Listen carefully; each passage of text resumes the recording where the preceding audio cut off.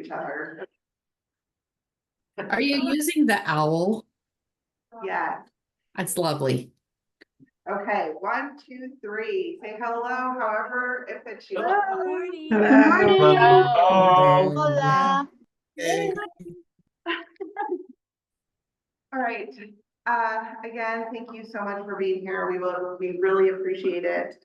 We're gonna jump right into some upfront information so we can get you all up to date. The Alliance, like many OHA advisory groups, have been really going through a period of reorganization with the goal to be able to align with what it looks like for feedback from the Department of Justice and our current statutory regulations and how we fit into that and continue the amazing work that we're already doing.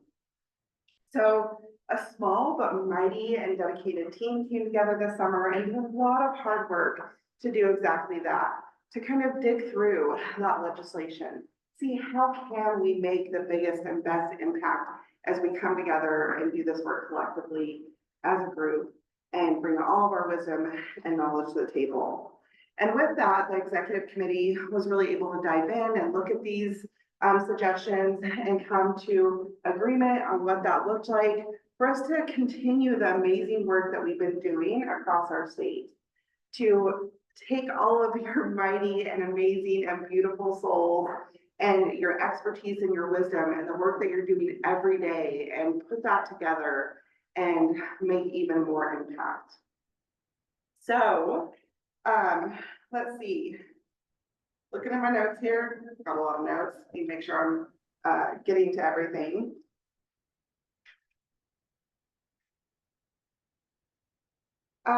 During this process, many of our committees actually went on a hold so that we could make sure that we were really aligning with the work.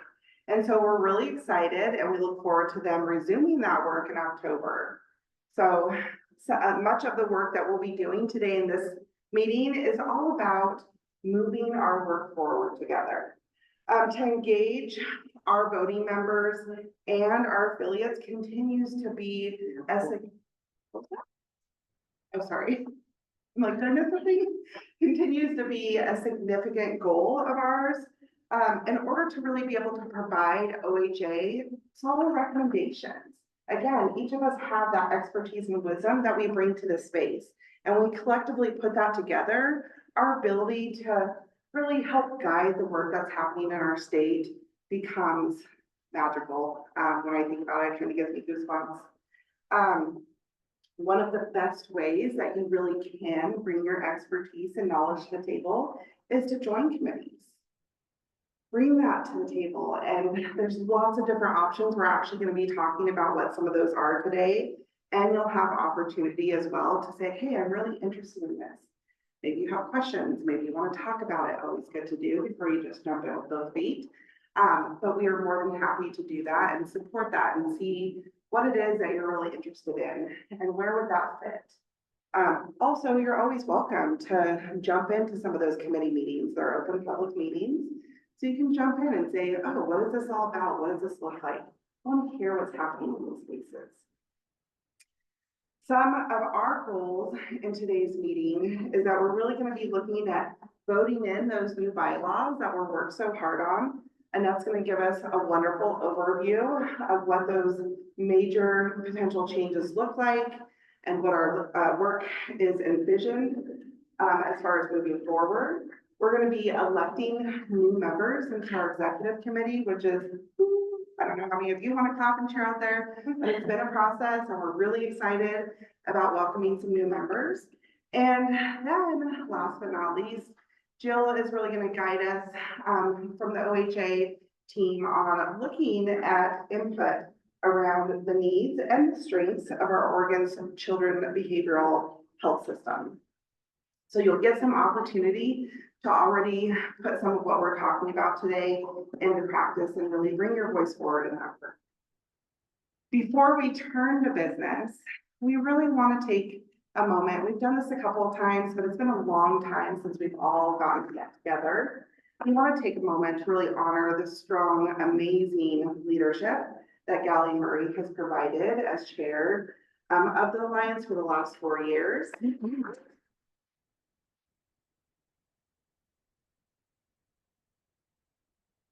Hearing from Chelsea Holcomb. Did I say that right? Thank you. Nailed it. I'm a face person on names. We lost some, sorry to interrupt, we lost being able to hear you, Charlotte. Oh, no. Can you hear me now? Yes.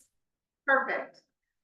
So in order to move us forward with really taking a moment to honor that space that Galli has provided for us over the last 4 years, I'm going to hand it over to Jill and let her do that.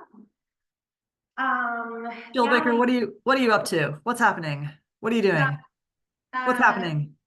Since I pinned Galli's face. Yeah.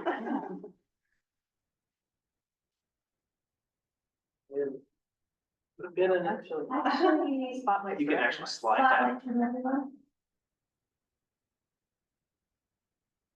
Aw, And then look at that beautiful can you soul. slide it over? Can you slide over so that there's more Galli left? Oh, yeah. Yeah. Galli, I'm sorry. Please still be my friend after this moment where I just did that to you. I know you hate it with every core of your being. I just wanted to say, just like take a minute. There's been a lot of like nonsense and hard work and good work and whatever. I didn't want to lose the chance to be able to tell you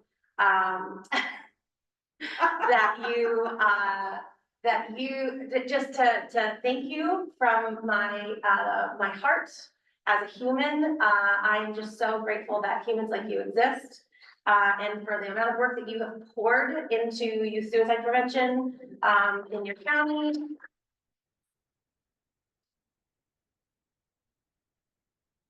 And in our state,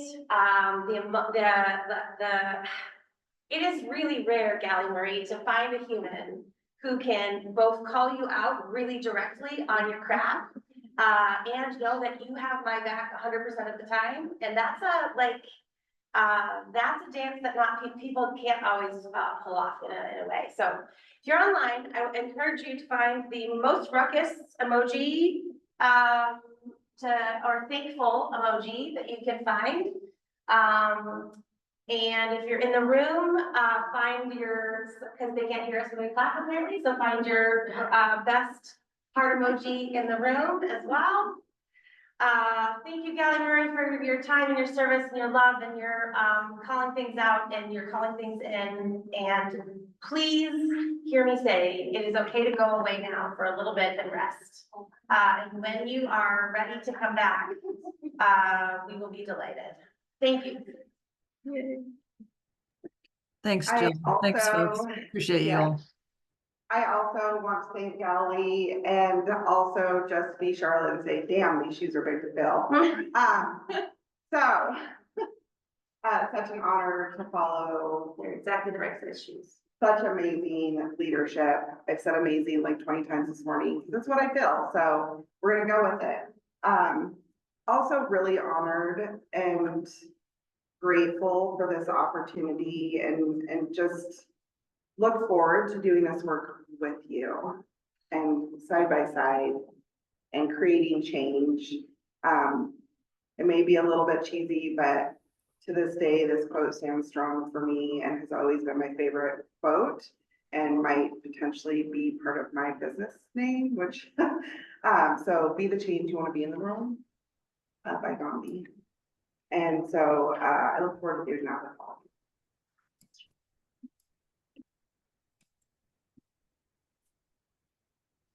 Yes, thank you. Chelsea Holcomb is also here in the room, and so before we get started with the business of making things, it's like these are all of the knots that need to be tied or something. So we're tying knots today. Thank you for being here in space and virtually to tie knots. And Chelsea Holcomb wanted to say a couple of words as well to you all. Hi, everybody. Yeah, I guess I just want to add on to the Love Fest. I mean, I think as I was able to come in earlier this year and share the news that we needed to do some work and complicated work and difficult work. I mean, this group has just been amazing to partner with. You know, I think Jill, you said it so beautifully about Galli, of being able to name that something isn't great, but also being like, okay, this isn't great. And so how are we going to come together and work together and get to the next right step and the next path? And while I haven't been in all the rooms with all of you doing the work, I certainly have heard about every step of the way, and I'm just incredibly impressed and grateful to all of you and the wisdom and coming together. I mean, this isn't always the sexy work, right? Like bylaws isn't for everybody, but it really is important for the scaffolding of the work you do, the really important work that you do. And it also sets a tone for new people that continue to come to this space to do great work together. So I know there's I'm not going to name everybody individually, but I think you guys have all done an amazing job. And I want to continue to be a support and a resource to this group on the hard stuff, but also the great stuff and the work ahead. So thanks for just letting me have a couple seconds to add on to the gratitude for the work that you all have done and the work you're heading into as we move toward another long session in 2025. So thank you, everybody.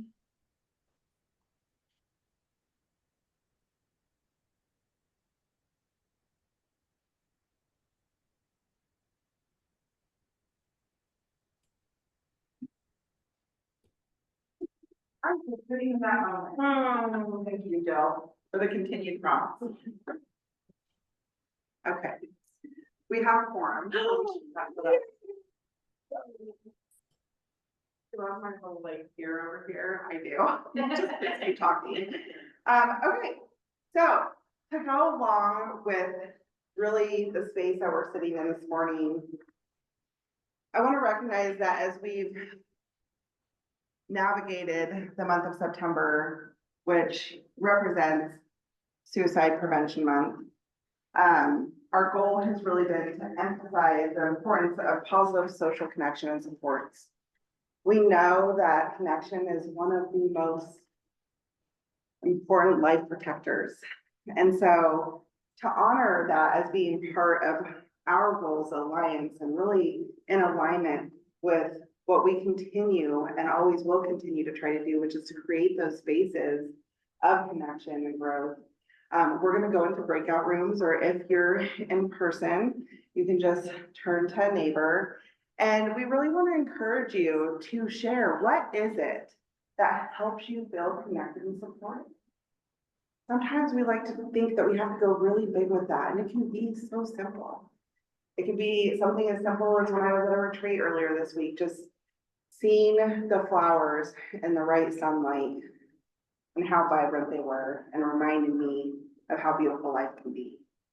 So I'm going to encourage you all to really take a moment to think about that and sit together with that. All right. So breakout rooms are going to be, you're going to be sent off to your breakout rooms. How long did we decide to give for this? Let's give like 5, 7 minutes. Yeah. Okay, we'll do 5-ish minutes. If you want more, we can give you a couple more and we will let you know when we're all ready to come back. And maybe if you're willing, you can share one of those with us all. Thank you.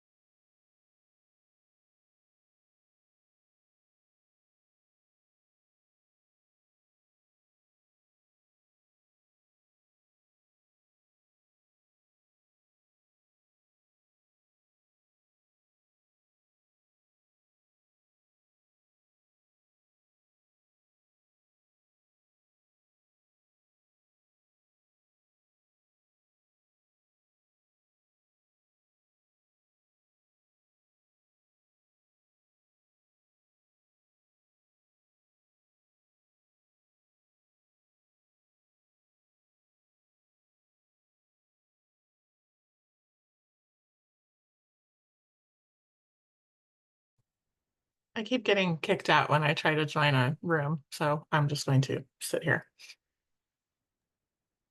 Sounds good. Sorry about that. My apologies. I'm just lurking.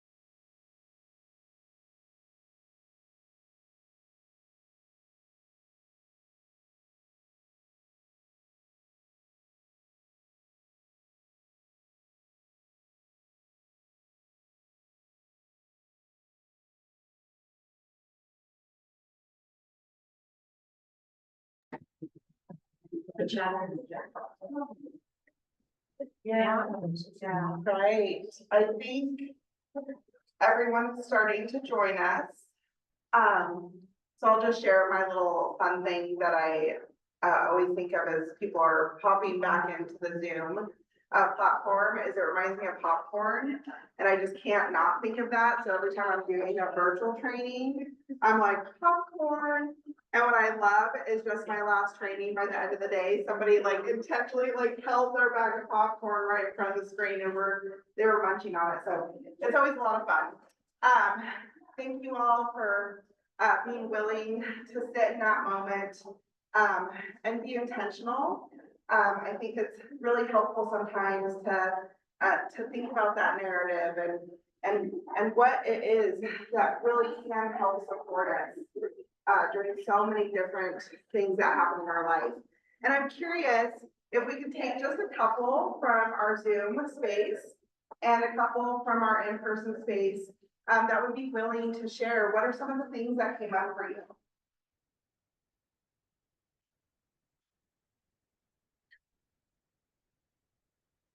Hi, everybody. This is Mary from rainy Sherwood, wishing I was in Bend.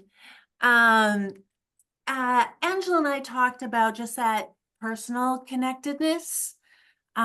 It's wonderful to get to do this work and get into policy and talk about what needs to be done, but also it's more than that. It's the personal connectedness on more of a personal level that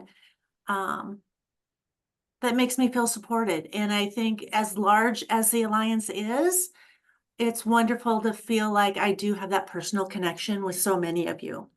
And that's what keeps me motivated and going forward. Thank you so much, Mary, for your willingness to share that. That's so powerful. I think of when I joined this space, literally in the midst of COVID, it was a time when I remembered that even though the whole world felt like it stopped, it didn't. And we got exactly that, not only the connection to do this work, but connections to other souls that were passionate and kind and loving. So thank you for sharing that. Anyone else interested in sharing? Yeah, so, I don't know how, ability to hear the Zoom folks will have, because I get closer to. But similar to what Mary was saying, we talked about vulnerability and connection and building authentic connections. And supportive community in that can feel really great. And also using humor, our pets, and nature to reconnect to connection, to find connection. I love that. Thank you so much for sharing. I'm definitely missing my pet noses right now. Any of you love to kiss your noses? Thank you. Thank you for not leaving me alone. I don't kiss my own nose. I can't reach it, but yes, the noses of my pet. Absolutely. Thank you so much. I love this. Who else? A couple more. We had supper last night, and people came kind of progressively joined as what happens when you're in in-person, events. And, there were so many moments where that it was just like, there are so many good people doing this work. So that was, mine. I love that. Thank you very much. Small dinner last night too, and it was perfect because it was a reminder that sometimes our friends, not sometimes, all the time, they show up for us, even when we think we're the only one that has to show up for other people. So just really grateful for that. Yeah. Well, anyone else in our beautiful virtual room want to let us know something that came up for you? Can you see what's in the chat? Oh, yes. Thank you.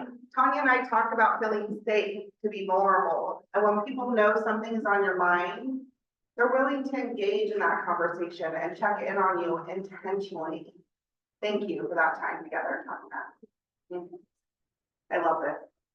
Okay, thank you so much for your willingness to share. I would encourage you to take some moments every once in a while and sit in that and remind ourselves, what is that connection? And how can we find that sometimes? Sometimes we do have to intentionally look for it or intentionally sit in a space to remind ourselves. Whew. It's really hard to just move from that to all of a sudden a vote, so I just want to take a moment. In your information for this meeting that Annette sent out, there was the meeting minutes from June. So hoping that you have an opportunity to review those and wanted to see if anyone was interested in making a motion to move those forward. I'll move to approve the minutes from June. Thank you, Justin. So we have one motion. Do we have a second?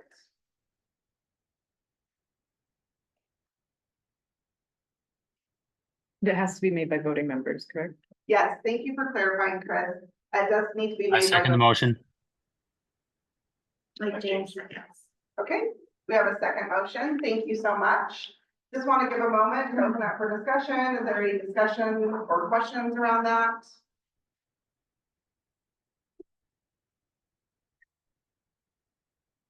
June feels like a long time ago. It does. Not only does it feel like a long time ago, but I'm like, was there a summer? Oregon decided to transition us really quickly. So Annette has kindly put the voting members on the screen for us.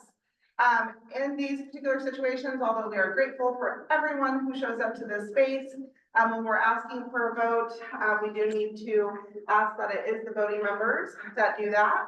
So for the purpose of the virtual environment, if you can please place your vote in the chat, we will collect the votes here in our physical environment, and we'll go ahead and open that. Yay or nay?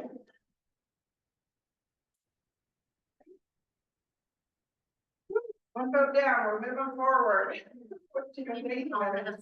In the room too. Yes, yes. How do you want to collect the in-person vote? I think you say who's high. Okay, who's aye? 4? Nay? Staying? Stay. All right.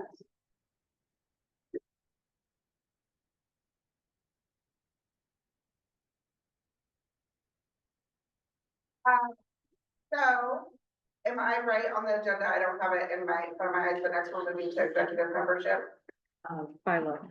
Updates the bylaws. Perfect. Then that's you, Annette. It is. And I need to be by my computer. Can you hear me? Online, are you hearing me? Great, that's wonderful. Well, it's wonderful to be talking to all of you again. I am feeling optimistic after having a period where I was not feeling very optimistic about things. And it's really nice to kind of turn that corner and feel like we may have to do some of our work in more formal ways than we have in the past and really pay attention to things like quorum. But we also, I think, will continue to really have an ability to influence the way things move forward at OHA, and not really just OHA, but increasingly we have a relationship with the Oregon Department of Education where I feel like what you all are saying on the Alliance is making an impact on practice. And so, but as you may recall, we met. The Department of Justice came to our advisory group, and I believe many of the other advisory groups at Oregon Health Authority, and wanted us to change a number of things about the way we were functioning to align better with our statutory authority. And our statutory authority is through Senate Bill 707, and and that Senate Bill 707 establishes a youth suicide intervention and prevention advisory committee, which we call the Oregon Alliance to Prevent Suicide. And the wonderful thing about that means that we are a sustained official part of the state moving forward. And it really gives us some stability and insurance that we'll continue to be valued voices. What we've discovered, the challenging part of that is that we need to really very carefully comply with public meeting rules and things like quorum, et cetera. And so we need to take another look at our bylaws and some of the ways we were making decisions and begin to move into this more formal process. And, you know, I think we're all going to get used to doing things like making motions. If you've never done that before. And one of the things I'm really committed to do is after we get through today's meeting, I'm going to put together a little primer on how to make a motion, how to make a second, and for anyone who's chairing committees, a couple of things to keep in mind. It feels a little clunky when you're first doing it, but it's really not that many pieces. And I guess I just want to say in kind of a heartfelt way that what I don't want to lose, and I'm really getting the feeling that we will not lose, is kind of that authentic, community, grounded, real engagement that happens in this group, where it's not just talking about policy, but it's actually practicing what we know is suicide prevention, which is actually having supportive, authentic connections with each other. So we're going to thread that needle as well as we can, and we'll really ask you to partner with us as we work on doing that. So one of the things we have done is updated our bylaws, and I'm just going to review on a high level some of the changes that we made.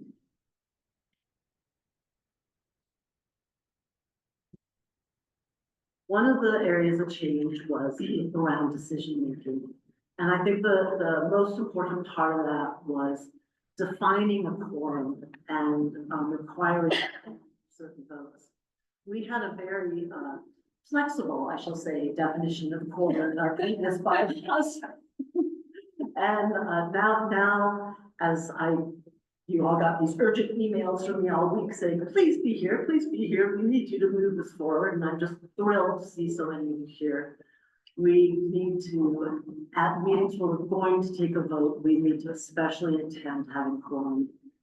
And the definition of quorum is 50% of the members plus one when we have the full alliance together. And in our bylaws, we said that must include having either the chair or vice chair present at the meeting. That is the same definition that we'll use for executive.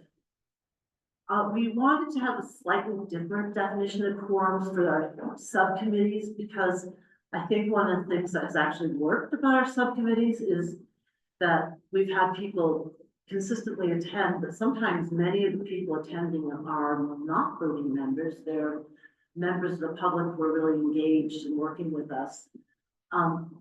And so it varies quite a bit, like how many of the voting members are there. And so we wanted to make a quorum of 3 voting members, which must include a chair or vice chair. I think that will also be helpful for us as we do work groups and et cetera. Gordon put a question in the chat about, are we recording abstentions? I think that's a really good question. One of the reasons that I think we'll find that significant is that, much to, I think, all of our surprise, the Department of Justice told us that our Oregon Health Authority members, who are Jill Baker and Catherine Bennett, actually are voting members. And both Jill and Catherine kind of share a perspective with, I think, our executive committee that it doesn't make sense for them to vote on advising their own organization. And so, on the other hand, the upside of it is that they can go towards the count for quorum. Yay. But they have committed to abstaining, although it's not something that is officially in the bylaws, but it's more kind of a common agreement around how our practice is going forward. Couple of the other decision-making spots. One is, this has always been true, but we just clarified that the executive committee has the authority to recommend appointment of voting members and removal of members. So who we're making those recommendations to is the Oregon Health Authority. And that goes directly to the director of OHA, who has the final decision-making on appointments and removals. And then the other thing is we meet 4 times a year with our quarterly meetings. And, you know, sometimes things come up that need immediate attention. And so the executive committee is empowered to make time-sensitive recommendations to OHA between quarterly meetings. So we don't have to put off time-sensitive business waiting for a quarterly meeting. Karen asked, does someone abstain affect a quorum? And it does not impact a quorum. So I'll just pause there. Any questions? That? Another area, and Jill is going to talk with us in a moment a little bit more about this, but I just thought I'd give a high level overview of, we just have clarified our membership requirements. And we are really asking that our members attend at least 3 of the 4 quarterly meetings. There are in our new bylaws, you may have noticed if you reviewed them, that there's a number of OHA workplace trainings that are online trainings that we'll be asking folks to complete. And this is being asked of every single advisory committee. And so Jill will tell us about that. I'm gonna just maybe tell us about it right now. Oh, sorry, I thought you were volunteering. Is that okay? I will call it. Okay. I'll toss the ball. Okay. I just wanna start by saying, I know this is obnoxious and it will be clunky and there will be problems with this. I am very sure of it and we don't have a choice. So we're gonna take a deep breath and, we're gonna do the things and then get back to saving lives. Okay. So the Department of Administrative Services, which is like the government-y ruler of all the state agencies, issued a decree upon the left that, all advisory councils needed to take these, review, so this is page 3 on your bylaws. It's where the hyperlinks are. Need to review and know that they are held accountable to those 4 policies. So it's being in a professional workplace, discrimination and harassment policy, a privacy and security awareness policy, and a public records policy. We did not choose these. The Department of Administrative Services chose these and deemed them as the ones that pertain. If you agree to be an advisory member of any council for any state agency, and you say something that is discriminatory or harassing or that type of thing, that you're held accountable to that policy. Then there are 3 trainings that we all will need to take in the next 6 months. So we have until March of 2025 to get these trainings done. Here's a fun example of how this will be clunky. We are not yet ready for you to be able to take the trainings that you have 6 months to take, but I'm going to tell you the plan. So the second training on that list, the preventing discrimination and harassment, is the training that attaches to that policy. So that's not separate, that's the same thing. And so is the last 2, the public records and privacy and security. That's the information security training foundations. So it also is, looks like a longer list than it is. Also, I put in there the anticipated time it would take to complete those trainings, and for the average level of reading ability, it will be about an hour for the first 2 and 40 minutes for the last one. So if you are an educator and know how to do safe schools quickly, it will not be 2 hours, 40 minutes done. And Jill, pause, question about compensation for doing the training. yes, thank you. So, so compensation for doing the training, if you receive a stipend, for your, as attached to your membership. So if you're qualified, if you're a voting member that is qualifies for a stipend, that please get paid to take these trainings and submit a stipend request, for the time that it takes for you to do these trainings. If you don't receive a stipend, it doesn't change the stipend eligibility. And if you have questions about like what's eligible and what's not eligible for stipend, it's an income threshold of how much? $50,000. $50,000 for one person, and I think $100,000 for a dual household. And you can't be being paid by somebody else to be there. But if you're not receiving stipend and the word stipend is new news to you, please get stipend for your work. Okay, so the plan is, we're gonna practice this with the executive subcommittee, that we will practice getting folks signed up and what the login is. And I am 100% sure it will feel frustrating and clunky. We'll try to iron out the wrinkles, and then when we're ready, and that's happening in October, executive subcommittee meeting, and then we will. Our goal is by the end of October to be ready with a smoothish process to start having members take these trainings. And we'll have open office hours, we'll have a contact person, Tamara Bavaro from our team at OHA, who can help be a human to help figure out the wrinkles. And we'll start tracking and pinging you when we have about a month left. So like, hey, you haven't done it yet. Are there questions about that? Clear as mud? Okay. Great, and I'm going to be taking all those trainings too and getting.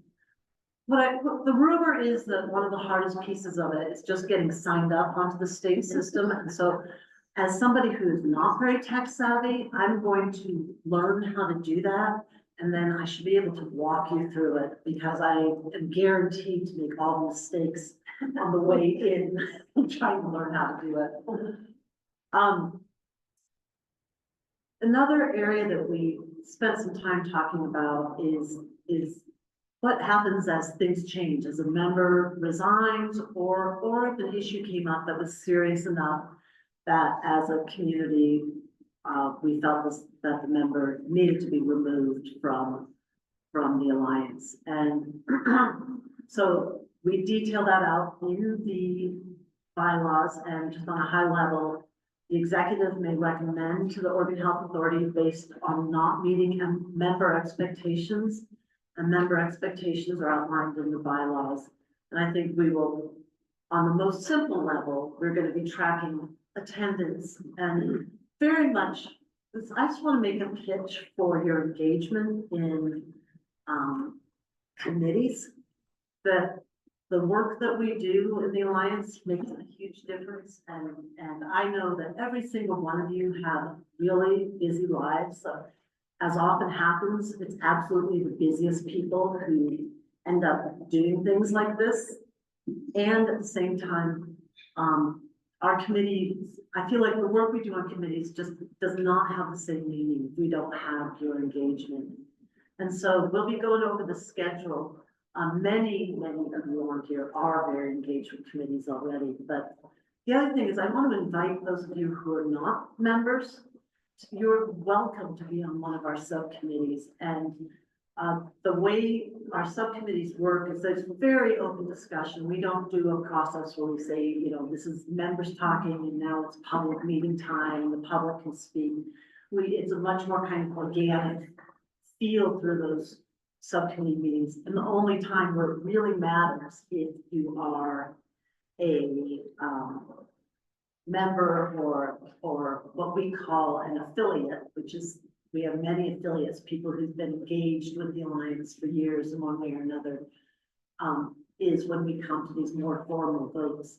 And the reality is that the subcommittees do not vote on many things. Mostly the work they're doing is by consensus. The times that there's a vote is approving minutes, electing co-chairs, and then deciding that you're going to send a recommendation to the executive. And then the executive is the body that makes the final determination of forwarding the recommendation to the Oregon Health Authority. And in terms of discrimination and harassment, again, as Jill kind of laid out, we are following state policy now, and so we need to be in compliance with that. So I'll pause here and see if there's any questions or comments.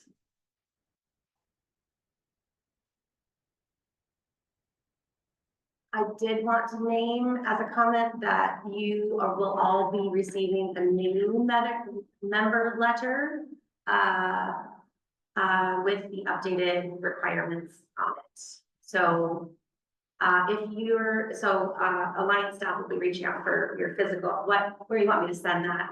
And the brand new baby members who've all been here for a decade or so got their letters. I think they get mailed on Tuesday or Wednesday. So if you haven't, mailbox near you.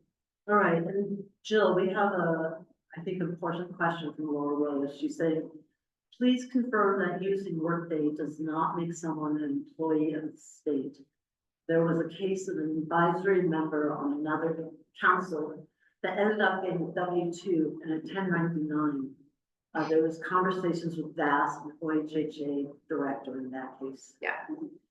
Yep, that did happen. And my understanding is the Workday account. So one of the things that will happen, Workday is the learning platform that you'll take the trainings on. And so when you will get a link for your own Workday account from Tamara Bavaro. And so that was the fix, because it then says this is an advisory member, not a state employee. And so that'll be one of, if you are a government employee or if you have a workday account through your job, your flow chart is a little different than, I don't know what workday is, I've never had it. So, but we'll figure all of that out, as we go. So Annette, does that confirm you're not gonna have confusion about being a state employee? I'm trying really hard to understand. Yeah. So the link that you'll get will designate you as an advisory council member instead of a state employee. So that they fixed that glitch with the direct link thing. I also just want to say that as much as you're acknowledging the clunkiness and the extra layers, I feel hopeful that it helps us feel supported in situations where maybe perhaps before we may not have had that clear guidance. And so I look forward to being able to lean on some of those things that can help guide our work and make sure that we are holding space for one another that feels good as we do this work together.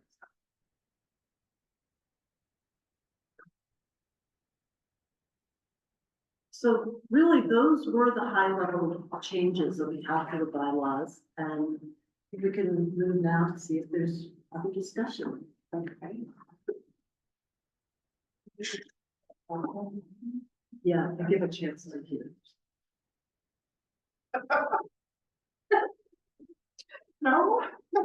Do you want to say anything about just kind of, just generally about what things would require votes other than minutes in terms of subcommittee discussions? You know, obviously things that are forwarded on to OHA from exec. But I'm presuming that subcommittee that would be forwarded to the exec committee it would be safest to hold votes on those things. So I think the question that's being asked, and I just want to reframe it if I can and make sure that everyone can hear, is just confirming what that voting process looks like specifically for subcommittees. Are there particular items that would need to be voted on? And in those cases, would it be forwarded to the executive committee to do it in a space to accomplish that? Is that a good representation of what you were saying, Justin? Okay. So, you know, the big change, I didn't say this when I was going through the changes, is that in the past, we did direct advocacy with legislators. And because we are an advisory to OHA, and associated with state government on that level, we are not, as a body, allowed to do the direct advocacy anymore. Let me just say very clearly that does not mean that any one of you can't powerfully testify at the state, and you may even say you're a member of the alliance, but you can't, then you need to explain that you're not there on behalf of the alliance, you're there with your own hat on. So a lot of our voting used to be around legislative stuff that we were making decisions on. The kinds of things that we've worked on that will need votes are, for example, the Legal Means Safety Committee developed an entire kind of strategic plan and approach. And so that is something that became an official document that got forwarded to our executive, because then it's been forwarded to Oregon Health Authority. And it's an important document because it's also now been forwarded and is being used by the new task force on firearm safety and suicide. And so that's sort of those kinds of things where we are kind of taking a position and saying, this is the way we see things and how they need to move forward, need to go to a vote up to the executive, and then we can make recommendations to our state partners. The other items are sort of our internal pieces around minutes, chairs, that kind of thing. And please correct me if I'm wrong, when they're in their subcommittees, they actually don't have to vote in the executive for their own chairs and co-chairs. Is that correct? In subcommittees, probably moving forward, we should do a more formal process than we have in the past around that. I want to say we live in the real world, and most of the time, my experience is that the folks who step in to be chairs are just amazing, and it's a matter of recruiting chairs rather than voting them down. But it's still, I think we need to follow the steps through the process. And on page 7 of the bylaws, there's the policy, except for the executive subcommittee, subcommittees will vote to choose the chair or co-chair of each subcommittee annually. Yeah. So that would be a thing that happens here. But it happens in the subcommittee. It does. Yeah. And And I I want to guess, clarify that means you don't have to take that to the executive, that you still get to hold that space. Yeah. and the one other thing on the subcommittees, so we have a structure where we have co-chairs, really, it's much easier to work in pairs with people. One of those co-chairs needs to be designated as the representative to the executive committee. That's how our executive committee stays very closely connected to the real work of our subcommittees. And in that circumstance, both co-chairs can attend, but only one can vote at the time, right? Because you don't want to double up your vote counts, obviously. That's correct. If folks didn't hear that, Justin was just clarifying that both committee chairs, if they want to, can attend the meeting, but only one can vote at the executive meetings. Lucina? Is there a certain number of voting members that have to be a part of a committee, or do the chairs both have to be voting members? No, that's a really good question, Lucina. We don't say. Annette, can you repeat the question? Can you repeat the question? Oh, sorry. Lucina asked, she said, do both chairs have to be voting members of the alliance? And, we didn't explicitly call that out in the bylaws. Our practice has been that one of the chairs needs to be a voting member, because we need to have one of them be accountable to the executive. I think it's been very helpful to allow some non-members to co-chair. The chairs really become more of a kind of working group together. But if that's where we are right now with it, but it's not explicitly called out in the bylaws. I want to make sure I'm understanding, so Lucina, were you asking about that voting process in your subcommittee itself? Okay, so just to clarify, I think the question is Lucina's asking, is there a number of people who need to be present in the subcommittee to vote? And are the co-chair and chair also able to vote in those situations? Oh, yeah, thank you. Yes, to have a vote, you need to have our definition of quorum, which is 3 people for a subcommittee that must include either the chair or vice chair. And only voting members. All on committees, only voting members can vote. And hopefully part of our culture is building consensus in our groups together before we get to a vote. Although, it is okay if we have diverse opinions about things as well. Yeah, absolutely. I mean, that can push us to grow and to think about things differently, and sometimes can even bring us to a better conclusion than what we started with. So, yes, so just to clarify that a little bit, again, so that hopefully everyone can hear, and if you have questions or comments that you would like to add, as a subcommittee, in order to vote on a process within your own subcommittee, meaning it's one that you wouldn't be taking to executive, you need 3 voting members to do that, which must include the co-chair or the chair, and can include both, it sounds like. So, any questions about that? Any questions in our virtual space? Okay, thank you so much, Erin. Like I see the head move, that helps me a lot.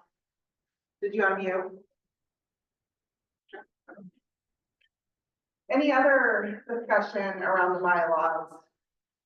Comments, questions, thoughts?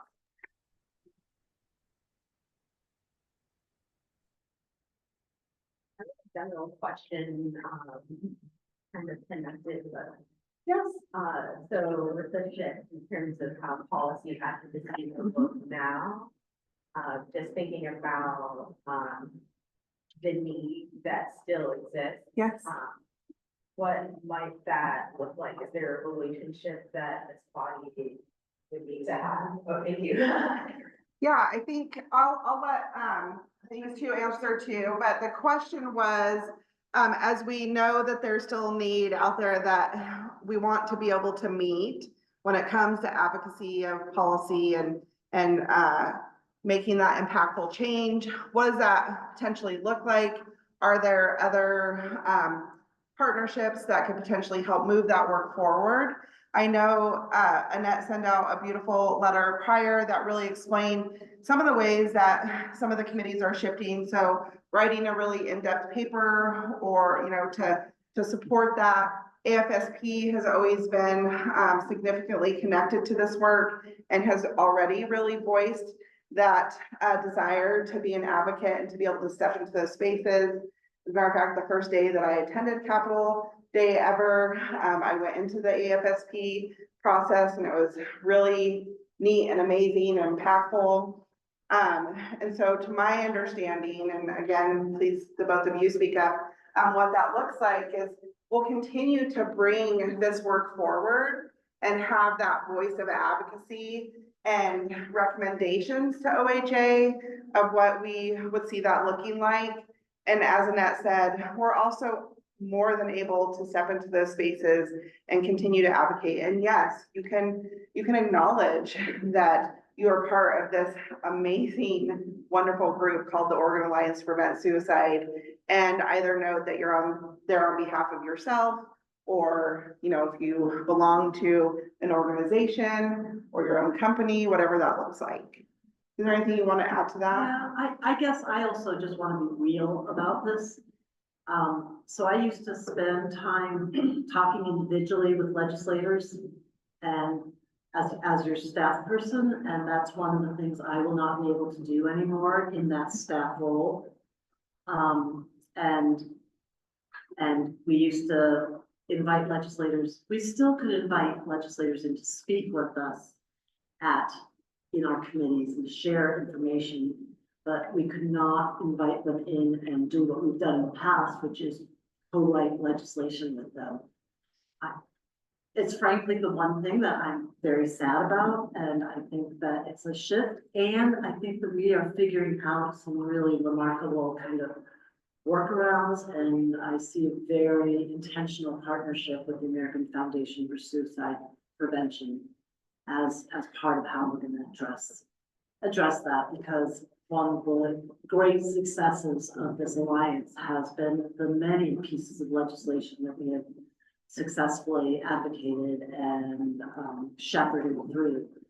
So the other piece I want to say is that in terms of policy work, it's still part of my job to share policy information with you so that we can be well informed as we move forward and make recommendations about kind of the changing landscape of what's coming through the legislature. There's so much that impacts suicide prevention in terms of legislation and tracking that. And so educating, it continues to be a role that we'll have. Jill. Can I just comment on that real quick? So thank you so much for your vulnerability and your transparency, and also sitting and owning like that change can feel so many different ways, and still really holding hope for our space. I really appreciate that. And I just want to center that advising OHA on policy is one of the Alliance's core jobs. It's like, that's the whole reason we exist. So it's not doing advocacy. It's, and I'm not trying to minimize the impact, but naming that what we have is beautiful and it doesn't have to, that advising OHA on policy around youth suicide prevention is the job of this committee. Yeah, I think that's a really great way to think about the fact that every time one of us as a human in our space steps up to voice and voice around that, we have the ability to make an impact. Justin? Yeah, I would just, obviously, we're all still kind of figuring out the new workflow. And so I think a future task, it might be helpful for everybody on the Alliance to understand kind of how that advocacy thread gets moved forward through OHA. Yeah. Oh, I love that. And also have the clear kind of script for folks who want to do, for example, testimony on bills. You know, take the Pete Buttigieg method, you know, I'm not here as the Secretary of Transportation, I'm here to, you know, talk about elections, whatever. But be able to speak to bills as they come up and still participate in that lawmaking process while not getting the Alliance in hot water over any outside advocacy work. So just having some clear scripts on how folks should manage those discussions if they come up in other circumstances. And that's something that I think AFSP will be the face of. I think that's a wonderful thought, though, is what is that process that helps guide us? And that's one of the really neat things that's coming out of these shifts and adjustments is giving us guidance on items. I mean, I don't know, Justin, would you like to head that up? There is such a wonderful idea. I just thought I would put it out there. No, I get just more like, again, it's work that has to happen in the future, but understanding how what Annette has lost in her ability to do that advocacy, how we maintain that process through another channel. Absolutely. Because it's still, as Jill said, it's still the nature of the work. It's still. Which makes me feel like the future is here and what you're saying is right. So I agree with Jill, is fully respect your no's are good, healthy boundaries. Is there anyone that would be interested in starting to kind of be the forefront of that project and gathering others that are interested? So Justin's idea is, what does it look like to build kind of some structure for all of us? And what is, I don't know, my nursing brain's gonna go to, what is the chain of command? What is the trail that you go down to accomplish this advocacy? What do those conversations look like in our own space? What does it look like if you're having that conversation in another space? How can we make sure that we're doing it in a way that supports our objective and, as Justin so beautifully put it, doesn't put us in hot water? Right? Dawn has his hand up. Dawn, yes. Hi, thank you. Actually, I was just volunteering, excuse me. Thank you, Dawn. I would see Angela in the chat volunteer too. Okay, perfect. Dawn, Angela, which is wonderful. Yeah, Angela's with AFSP and Dawn and Angela, I'm happy to work with you on that and anyone else and develop some resource materials. Dawn, would you be willing to, you know, kind of, maybe the three of you could chat and define like what size you see that group as and send an invitation out to support your work? That would be wonderful. Sounds great. Awesome. Love these ideas. That is why we are here. Anyone else have anything that's coming up for thoughts, ideas, extra ideas they'd like to share? Antonia has to do that. Hi there. Hi, sorry. I just wanted to clarify. I thought there was a second part to that ask, which was that there be a clear explanation from OHA about where the policy recommendations go within OHA. Yep. Sounds like So I think that's a secondary. Whoever's taking notes, note that. I will bring that back to this group. Yes. Thank you so much for clarifying that, Antonia. I really appreciate it.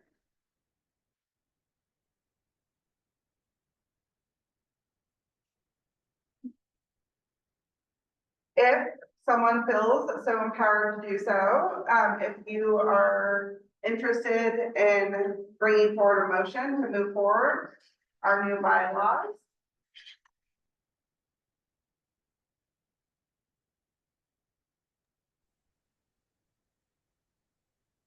Charlotte, I'll move that we move forward with our new bylaws as they've been described.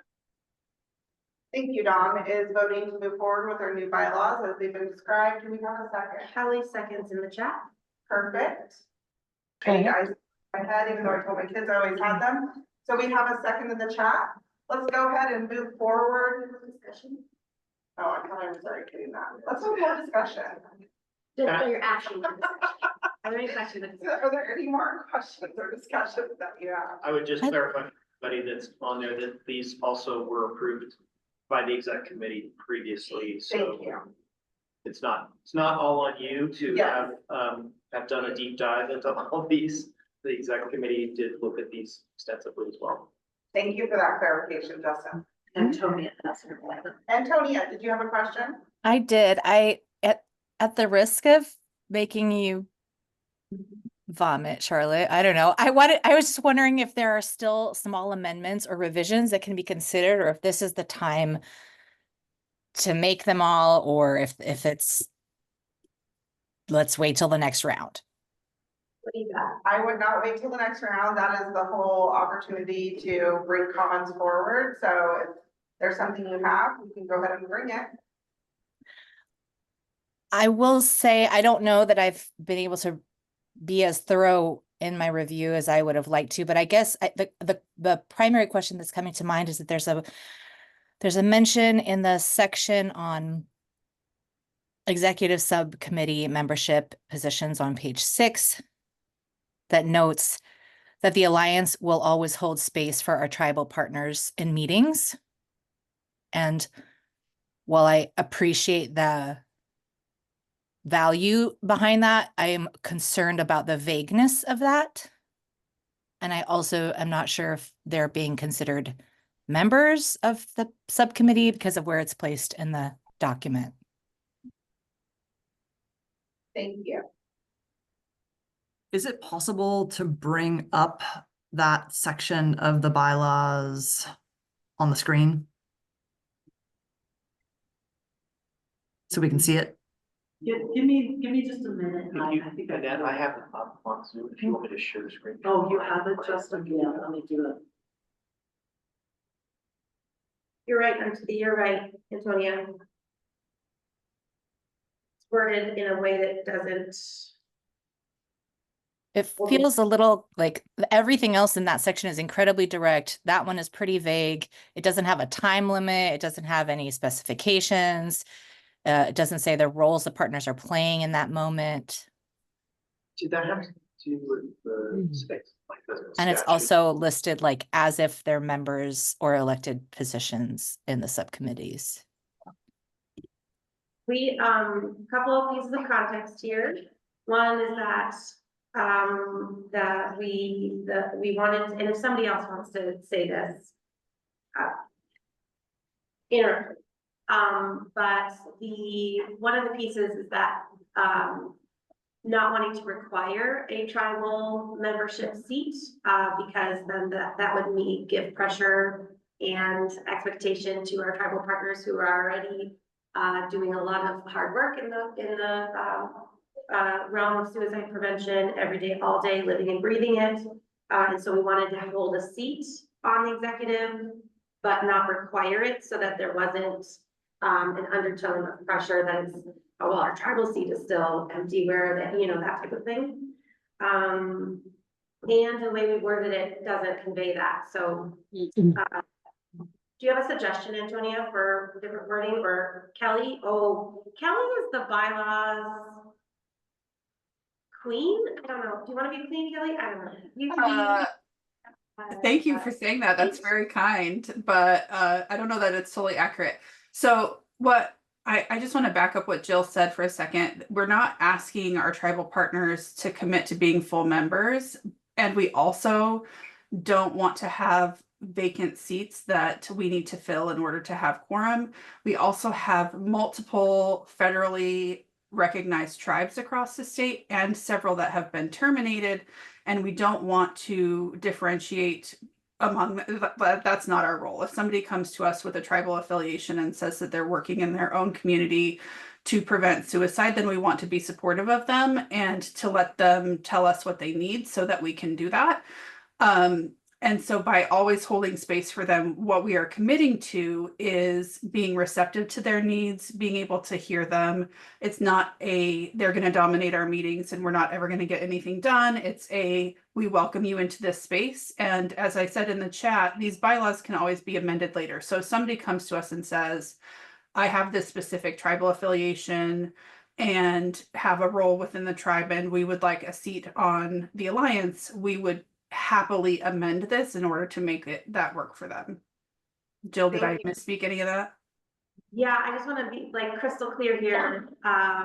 There are tribal members as tribal partners as members of the alliance. We're talking about a seat on dedicated seat on the executive subcommittee. That's all we're talking about here. So that feels also really important to me that we are in statute required to have tribal tribal partners as members of the alliance as a whole. We're talking about a specific committee. Thank you. And thank you so much for the clarification, Kelly. And Jill, to answer your question, Antonia did put a statement in the chat that says, quote, the alliance will No, always no, hold-" that was the statement in there, Charlotte.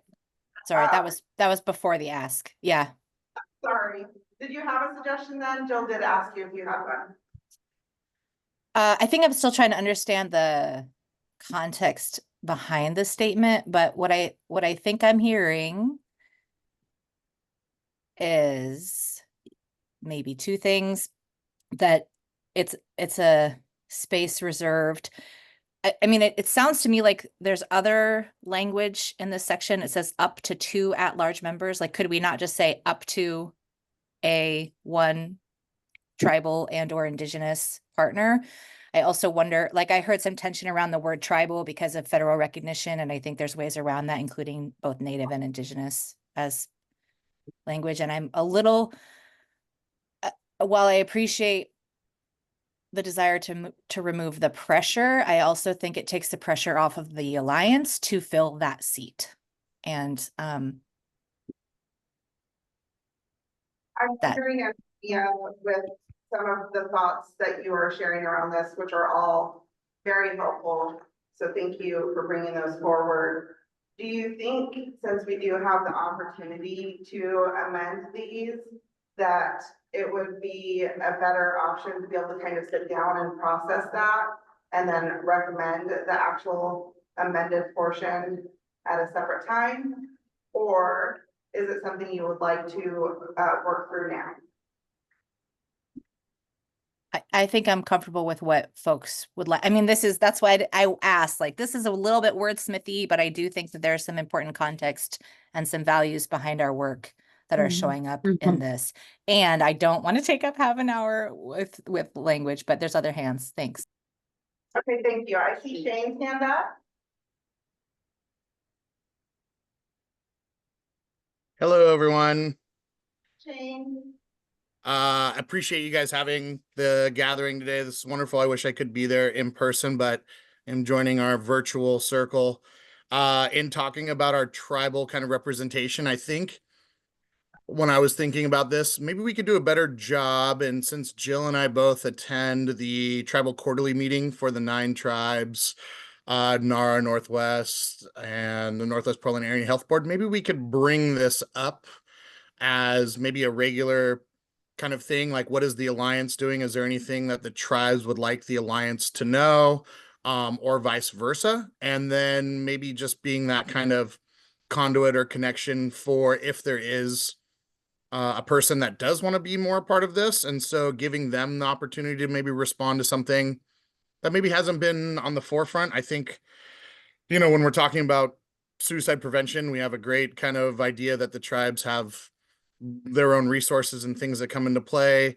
But also I feel like pieces change, right? And we know this, and our tribal people wear lots of hats. And so maybe being able to make it to certain stuff might be harder. And so they say, hey, if you're going to be there, can you update on this? And maybe we can just create a new avenue of communication and information sharing and start there. I do think the language, to me, I was thinking to myself, like, it does sound kind of funny, but I also thought of like the word space as maybe even just the physical space that we're in when we're like reporting to this group or something, Mhm. and not necessarily like an executive, position as the space. And so I thought the wording might be vague enough to leave it as it is, and then you guys can maybe maneuver as needed if it's like, hey, we would like to have somebody representing our tribal communities, or somebody that wants to come on and fill that space. So that's kind of my thought. But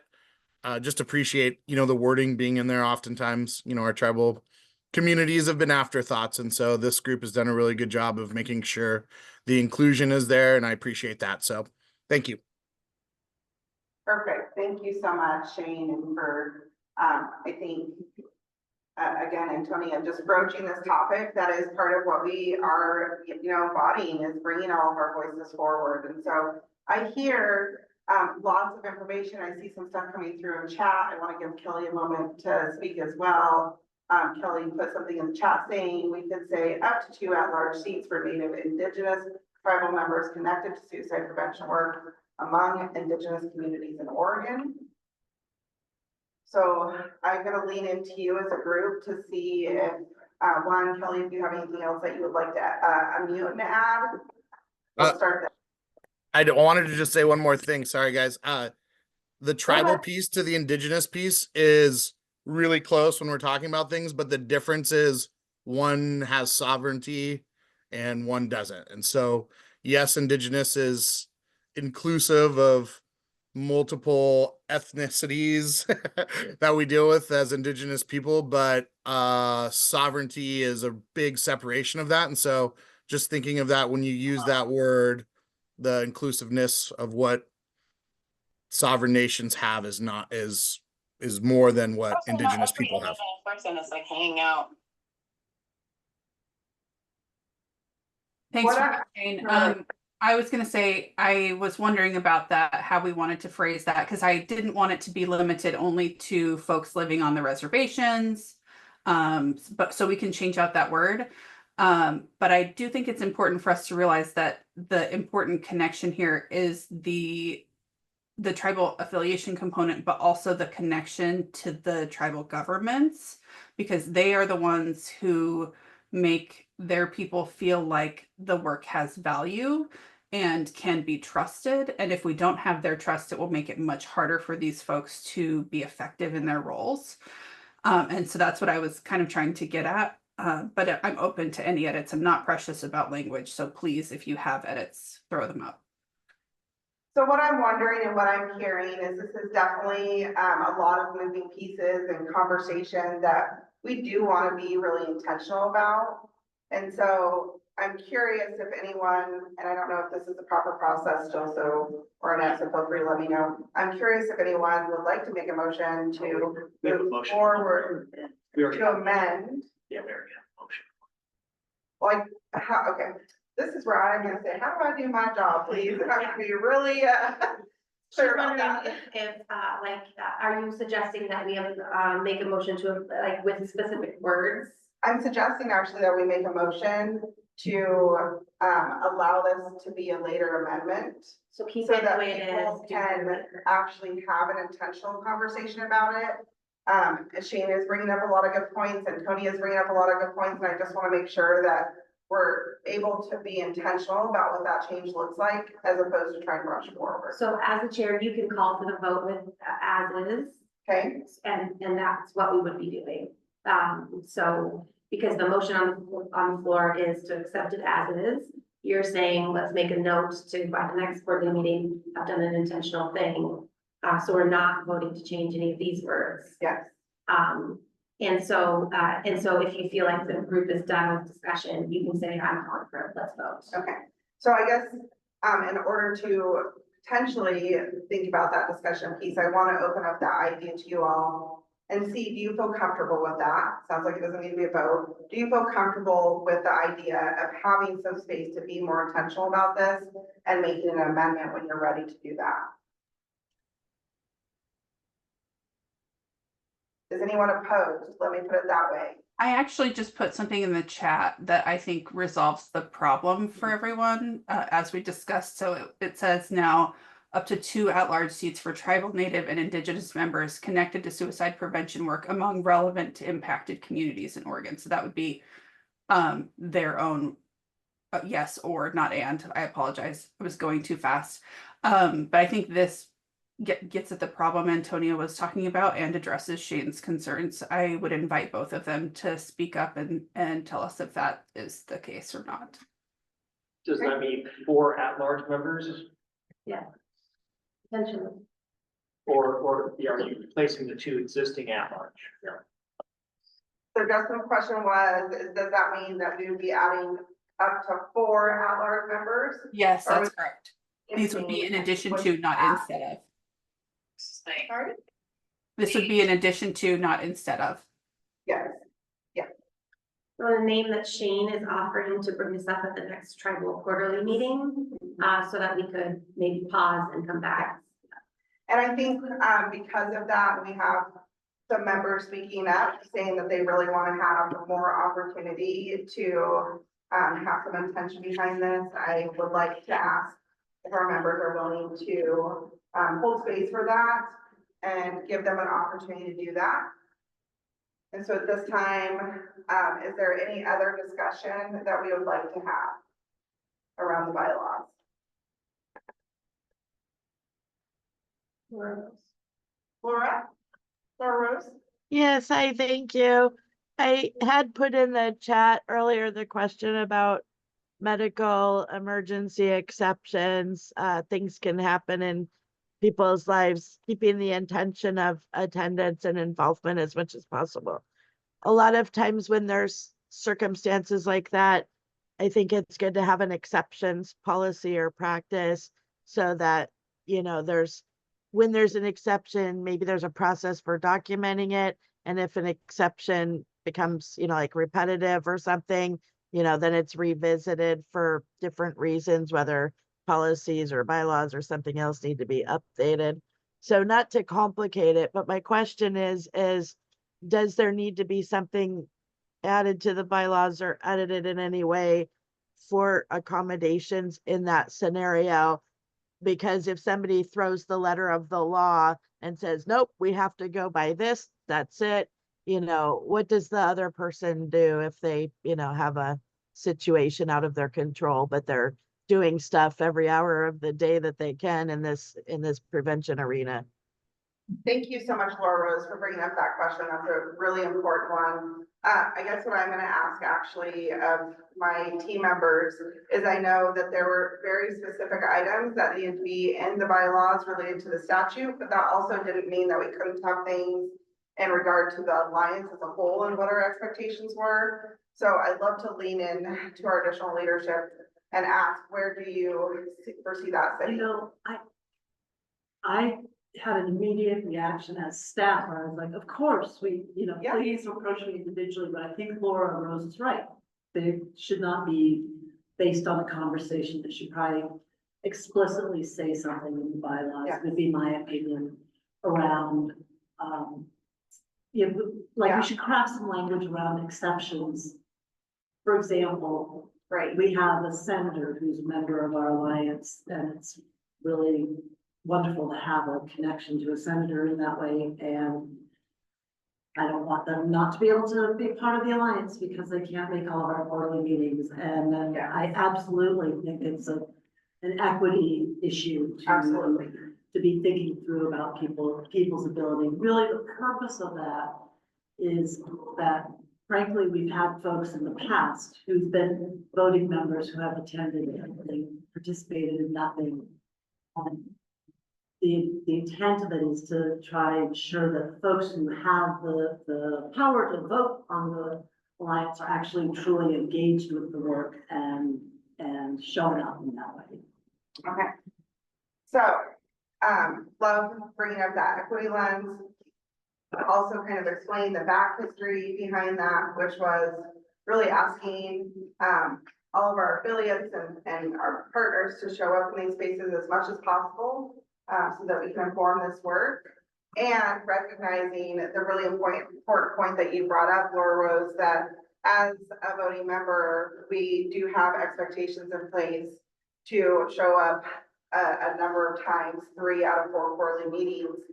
And so I'm curious what you all think this looks like moving forward. Do you have a statement in mind, Laura Rose, that you would see as something that we could add to the current bylaws? Or would you again see this as something where we would be making an amendment so that you have the time to be intentional around that? I did put in the chat, maybe adding in, if possible, at the end of that sentence on page 3, attend a minimum of 3 out of 4 quarterly meetings per year, if possible. Give notice to contracted line staff if they're unable to attend a meeting. Doesn't explicitly. Galli, I see your hand up as well. Kelly's hand was up first. Kelly, you want to go first?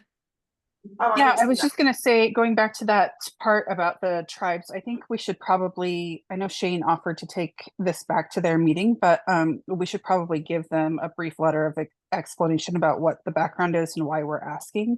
And then also extend an offer to them to learn more or to join us if they would like to. I think that would be very helpful. And then also, I just wanted to say, since Don made the motion, he's actually the only person that can change the motion unless someone wants to offer an amendment that he accepts.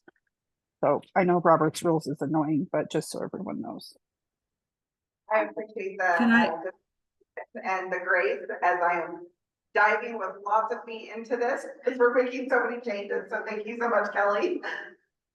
Can I, I'm hearing some really good stuff that's being brought up that may need potential wordsmithing and some time, maybe outside of this meeting. Laura Rose, the issue that you brought up is a really good one. And I'm also hearing I'm seeing in the chat that the next tribal quarterly meeting is in December. And I feel like as a way through an equity lens, I don't want to rush the conversation around our Native, Indigenous, and tribal partners. I would rather ask for feedback that Shane will get from the tribal quarterly meeting in relation to this particular part of our bylaws versus us rushing forward to try and do this today. So I guess I'm wondering, are there parts of the bylaws that we feel like we can, I know there's a motion on the floor, but are there parts of the bylaws that we feel like we absolutely need to pass today? I'm thinking about committees, I'm thinking about membership. And then reopen the rest of the bylaws for one more pass. Thank you for that question, Galli, and I'll reach into and I am recognizing that there is a motion on the floor. So that we can either vote. I mean, one way to deal with this is we can vote on the motion on the floor, which is to pass the bylaws as they are, right? Which people can yay or nay based on this discussion that we're having right now. If it doesn't pass, then we make a new motion. Yeah. Kelly, I see you have your hand up. I'm not sure if it's up from prior or if you have another question or comment. No, it's a new thing. So it would be my recommendation, based on the amount of work that was done on these bylaws this summer, that it is better for us as a body to pass them knowing that we will make amendments than it is to try to continue to operate without approved bylaws. And the reason that I say that is if there are ever any questions about the work that we are doing and we cannot show that we have approved bylaws, that becomes a very sticky area about who has control and what actually are the rules around what we're doing. So having done this bylaws work before, it would be my suggestion. And I will say I'm not an expert. I just have done this a lot of times, unfortunately, or maybe fortunately. But what I would say is if we pass these, we are not causing any additional harm by having the line say what it says now. And we can then move to establish or to have the bylaws committee continue their work to amend this language and have it come back after we have had that coordination with the tribal council and their quarterly meeting. That would also give us time to direct that group to write that letter to them so that we can give them the information that they need to have the context before they give us their feedback. And it could be that they feel like what we've come up with today is sufficient. It could be that they have a very different idea and we need to be able to accommodate whatever that is. But we also need to be able to operate in the meantime. Thank you so much, Kelly, for your additional input. Laura Rose, I see your hand up. Yes, thank you. I agree that it's super important to pass these today. In the past, I've seen a third option in many meetings why, when somebody makes a motion, then they're able to amend their motion and say, well, I, make my motion with the amendment of, or something along that lines, and then people take a vote. So, a short amendment to the motion saying something like, with the understanding that there will be additional, consideration of the items discussed today, in the future, then we, complete the motion or whatever. Is that not a possibility? Would you like to make a discussion of what that looks like? You could possibly even put it in the chat if you're interested. Do you have words, Laura Rose, that you're proposing? Yes. I'm not the language artist right now, and I'm having trouble actually with my vision, so I would appreciate assistance. But I just believe that that's kind of the possibility of a third option. I'm curious, Don, do you have ideas around that since the motion that was put out originally was yours? If Don could consider. Sure. No, my understanding, rightly or wrongly, is that passing the current bylaws as they stand doesn't prevent us from refining them, and making edits at any time in the future. If I'm mistaken, then that does certainly change my take on the issue. But otherwise, that's my inclination, is to move forward with passing the bylaws with the understanding that we will have the opportunity to amend and edit on an ongoing basis. Thank you, Don. So the motion that remains on the table at this time is to move forward with the bylaws with the understanding that we have the ability to amend as needed on an ongoing basis in the future.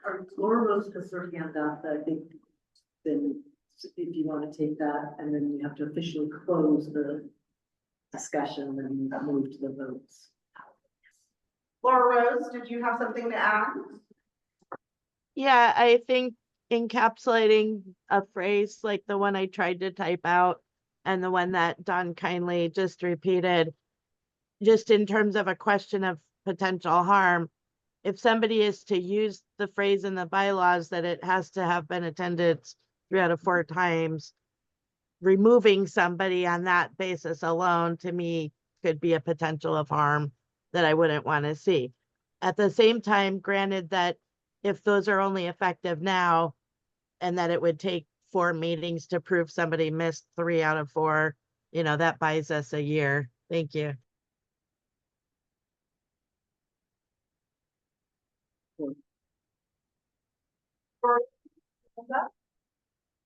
Thank you, Anna. Gordon? I'm not sure if you're trying to talk to us or you're on mute, but we can't hear you.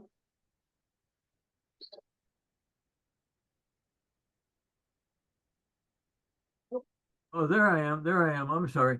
I couldn't get in. To me, the additional statement is irrelevant because we can change our bylaws at any time. And it's understood we can change it the next time we vote. So I would hold that the original proposal be adopted as stated. to adopt the bylaws as they are. Thank you, Gordon. Appreciate it. Kelly, I see you have your hand up. Yeah, I was just going to add in this discussion, it's important to remember that we're not operating in a vacuum, and we have very caring, competent staff who, if somebody misses a meeting, they're going to reach out to you. They've done this with me before and said, hey, you missed the meeting. Are you okay? Do you need anything? Is everything all right? And it's not unless somebody just went radio silent or there was some kind of like prolonged interruption where we would need to move to remove a person. And it would be obvious to everyone at that point that it was necessary. I think one of the things is we have our bylaws, but we can also create standing rules and internal policies to augment them about how we are going to proceed if somebody's missed 2 or 3 meetings before we move on to the next step, or what kind of internal reporting we might want. And that is okay. This is just the bare bones rules of like, this is how it will operate, and we can augment them and develop policies to go with them so that we're not hurting anyone in the process and not making it impossible to participate. Thank you so much, Kelly. It looks like Laura Rose is agreed that the process is okay. So I'd like to go ahead and close our discussion unless anyone else has something they want to add. Go ahead. I don't know how this fits into Robert's rules or process, but my only request would be that for that particular amendment, the date is assigned as to when that will be complete, so that it's not open-ended.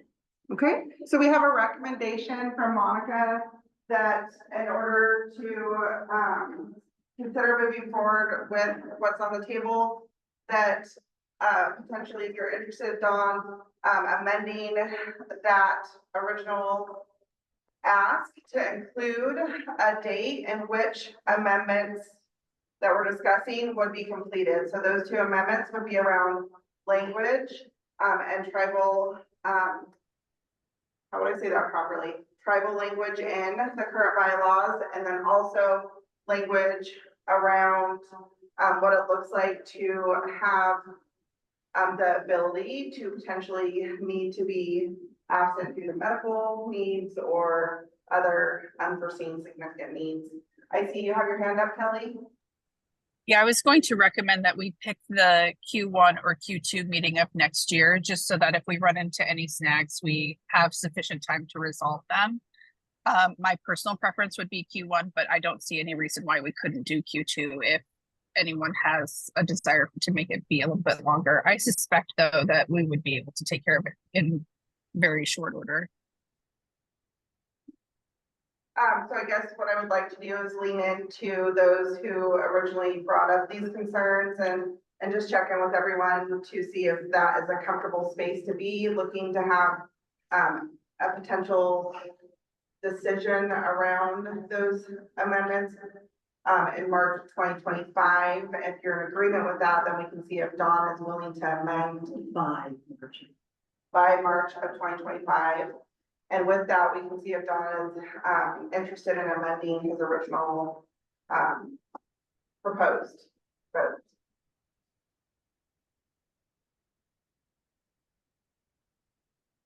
Is there anyone that's not? If there isn't no other discussion or input, I fully support that a discussion and subsequent decision would be made within by March 2025. Thank you, Dawn.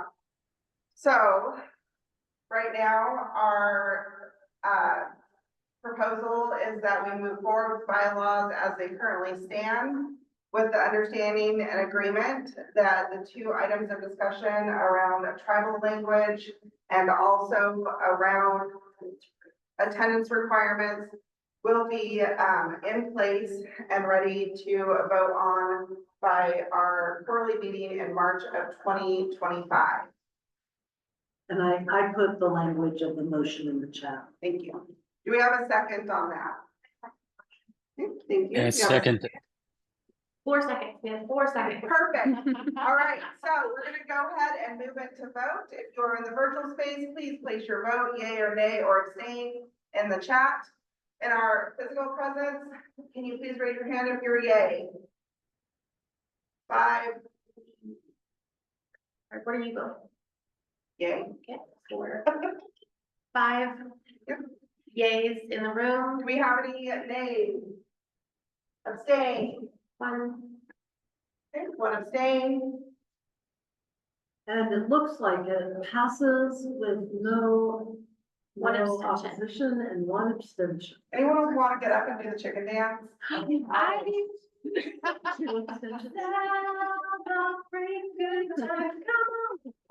All right, okay, yeah, please do not let me see this recording, please. All right. Can we have it? Yeah. I'm just gonna say this out loud, don't put me to the test. You did so. Make Luckily, my we memory. only have 4 more votes to have. I know.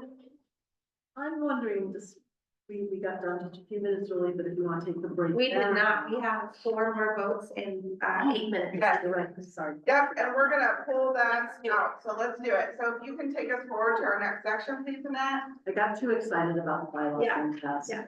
I know. I mean, you could join in the chicken dance.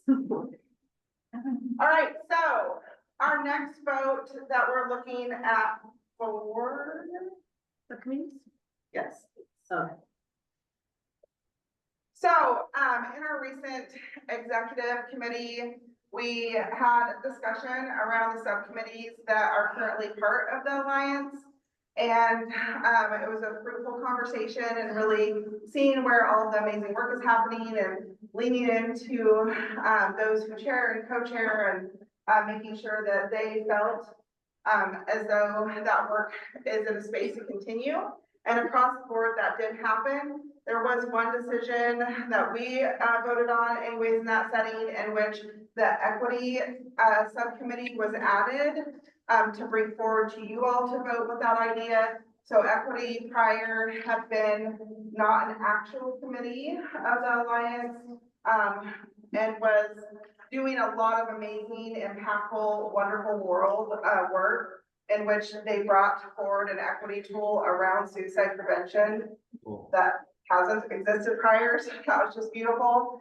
So I just want to put that out there. And so my understanding, now that we have had that voting process in the executive committee, is that we would be looking to you to say this is our suggested subcommittee, placement within the Alliance. And this is the schedule that's up there. Also noting that Liz, with the transitions of care, did speak up earlier and say that they may be flexing what their meetings look like. But that is something that the subcommittees actually get to choose in their own space based off of their requirements. So our ask right now is for you to all look at this list. And if anyone feels so, to place a motion to move forward with this subcommittee structure. Move to approve the subcommittee schedule for the approved subcommittees. That's different. Thank you. So we have a motion from Justin to move forward the current subcommittees. We have a second from Sandy. And with that, I forgot to ask any discussion. No, got it. Any discussion? I was just Yeah. gonna say, Chair, you can ask if there's any objection, and if there's not, then that's unanimous consent. Perfect. Thank you so much. I appreciate that. Gordon? Yes, on the Data and Evaluation Committee, looks like it's up in the air. Is this going to be decided before the end of March, or is there a set on when we're going to know when that quarterly meeting happens?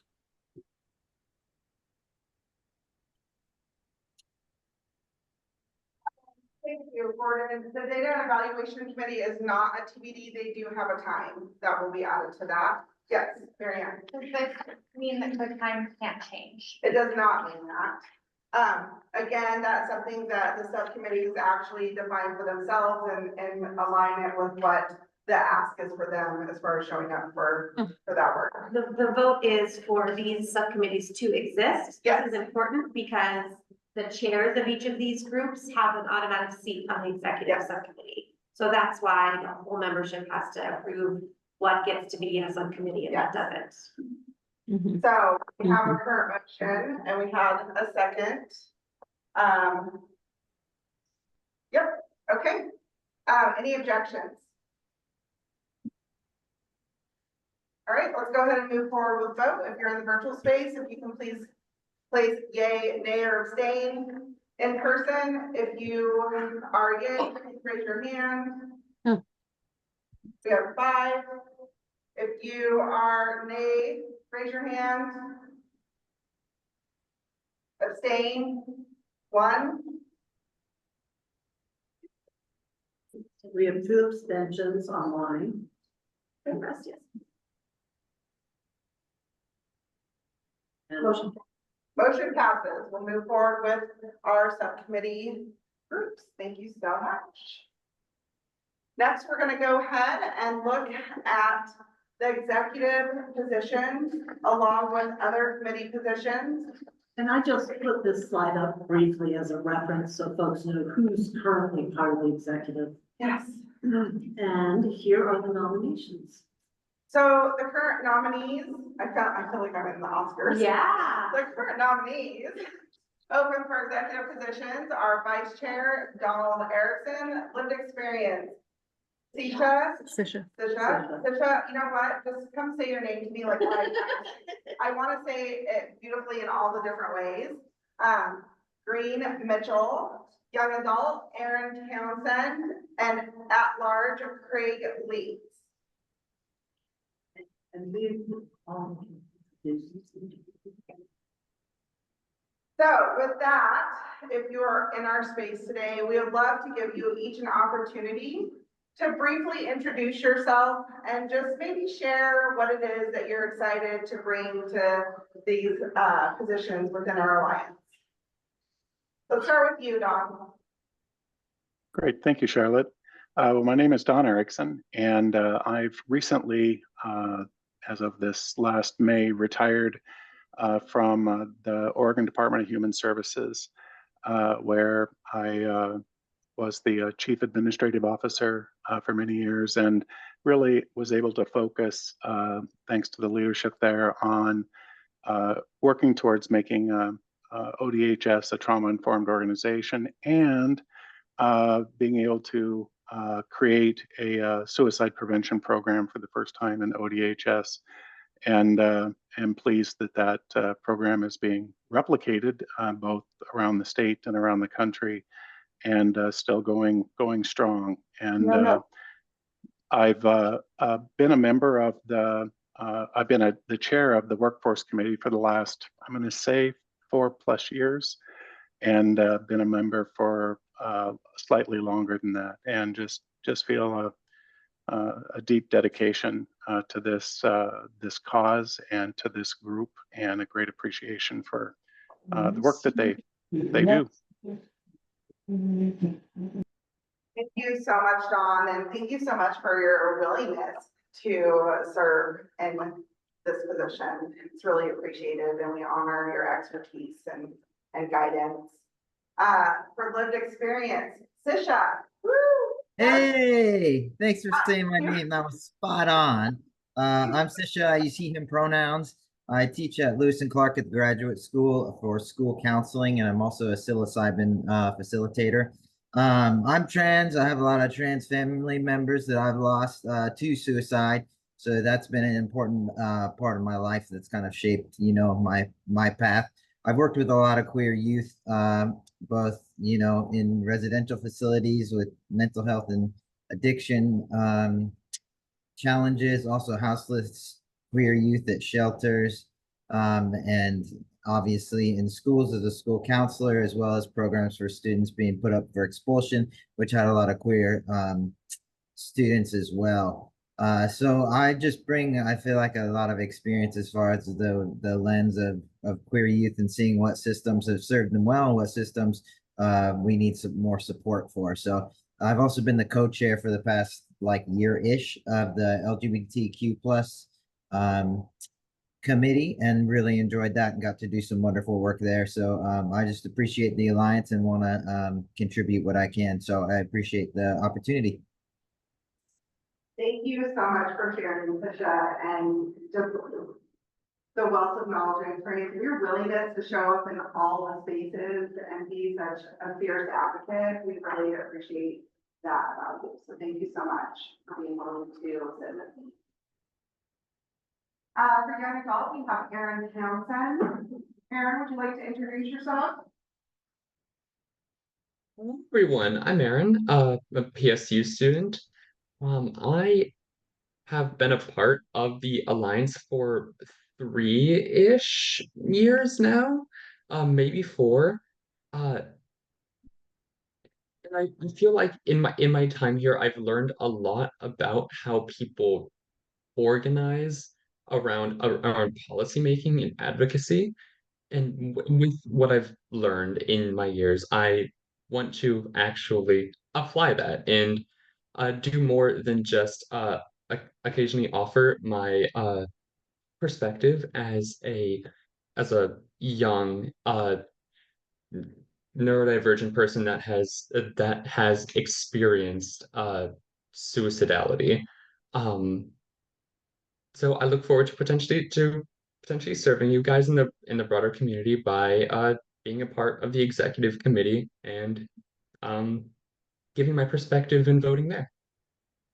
Thank you. Thank you so much, Erin, and as well, your willingness to be in this position and honestly just leading by example, bringing that voice to this space that we're all looking to serve and build that network of safety in our Oregon communities. It's so powerful to have you in this space and your willingness to be part of this work. So really appreciate that. All right, and for at large, we have Craig Lee. Craig, would you be interested in introducing yourself? Yeah, sure. Hi, everyone. My name is Craig. I use he and him pronouns. I serve as one of the Youth Line deputy directors at Lines for Life. Been a Alliance member, I think, for a year or so. I've participated in the Equity Advisory Committee, the LGBTQ Advisory Committee. I've spent some time in the Transitions of Care Committee. And so just excited for this possible position. I think it's helpful to have a connection to Youth Line. We interface with youth in a variety of ways through our help, support, and crisis line, through education in middle and high schools across the state. We have youth who volunteer with us in the Portland Metro, in the Bend Metro, and in Warm Springs. And so we're bringing youth voice in a variety of ways that I think would be helpful to the Alliance, as well as a connection to Lines for Life, which answers many 988 calls, texts, and chats for the state. Not all of them, but many of them, and would just want to continue the strong connection between the Alliance and Youth Line and Lines for Life. So thank you. Thank you so much, Craig, for your willingness as well to bring yourself to the space and step into these roles and not only advocate for everything that you have, but also for youth voices. It's so impactful to have strong advocates and individuals who are sitting in that work. And something that is so beautiful about the work that Lines for Life does is engaging you in being the ones to have those conversations. It's one of my favorite things. Like, how do we have these conversations and support one another in multiple ways? So thank you so much for being here. All right, lovely introductions. I'm curious if we have a motion to move forward with the current nominees that are open for executive positions. Since we only have one, it's not a competitive vote, we can motion to accept the slate as a package. Beautiful. Yay! What do y'all think? And it's Tanya Pritt will make a motion. All right, thank you, Tanya. And do we have a second? Thank you, Angela. All right, any objections to moving forward this, any conversation? All right, let's go ahead and vote. So I see them coming through already in the chat. Vote yes, yes. Oh my gosh, I love it, Gordon, with all the extras. Yay, nay. You're also welcome to put that in person if it's yay. And we have 5. a couple of people abstaining. Nay. In person, sorry. Nay in person, abstain in person, 1. And what do we have in the chat? We have 3 abstentions in the Okay. chat and, many yays, enough yays that there's it pass. All right, and it passes. That's all the voting we have to do. Now we're done. Wanna get the coffee back? So How long is the break? we're going to take a 10-minute break. And, So we'll have everyone come back at 11:47. yeah.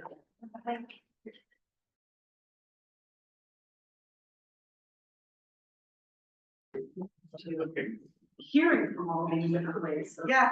Yeah, thank you for still being here. Don't go away. Me too. Where is that?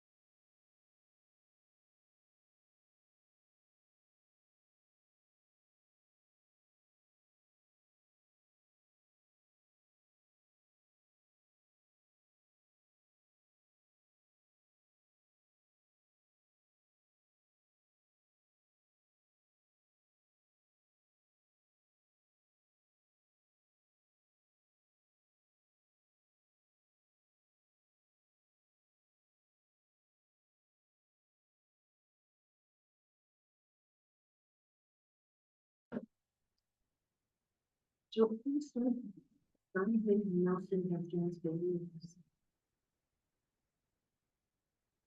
the room unmuted? Unmuted, but I need a video.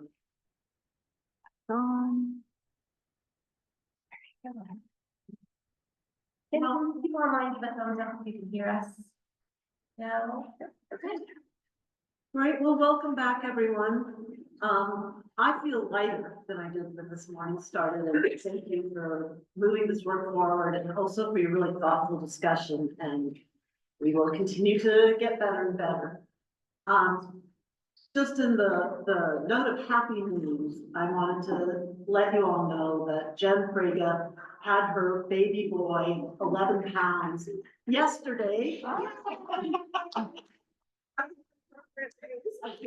Big boy, Nathan, he is absolutely beautiful. Now he's 2 months old. He's absolutely beautiful. And I just will say that Jen Frega wanted to distract herself because he's in NICU for a couple days just to be watching. So the way she decided to distract herself was by attending our meetings and opening our meetings, etc. And that just speaks to the kind of level of dedication she has to this. And I encourage her to go watch soap operas or something now. But congratulations to Jen from everyone. Yay.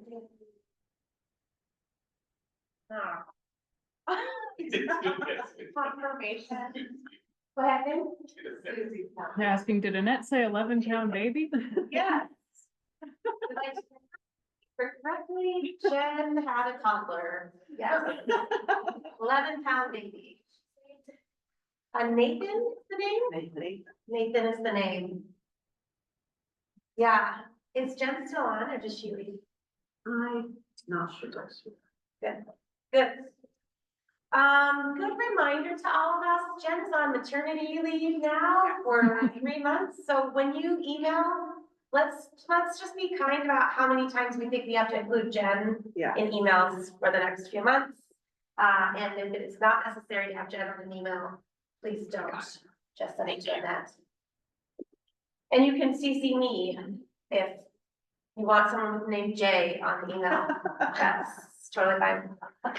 Okay, so for this part of the meeting, we're hoping to, for the Alliance to advise OHA. Imagine that. And so the hope is, so I'm gonna describe to you a little bit about what the overall team that Roger, Shannon, and I work on, which is the Children and Family Behavioral Health team at the Oregon Health Authority. So we all work in suicide prevention and work with adults, behavioral health with Deb Armada, and in public health with Megan and Taylor. That's the OHA suicide prevention team. This is the other team that we sit on, which is across the continuum of care for children's behavioral health. Just note that when we're saying behavioral health, we mean mental health, substance use, problem gambling, and other addictions. That's what we're talking about.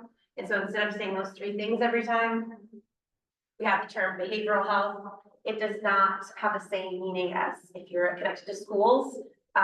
It's not talking about behaviors. It's those 3 categories: mental health, substance use, problem gambling, and other addictions. So our team, which is a beautiful group of humans that works across a whole bunch of areas, from prevention, which is where we sit, to outpatient, upfront, and then all of the continuum of care services. So peer delivered services, outpatient, inpatient, secure inpatient, mobile crisis, all of the things, all of the like pieces of mental health and behavioral health categories. That's our team. And that, can you go to slideshow mode? Or like click from beginning.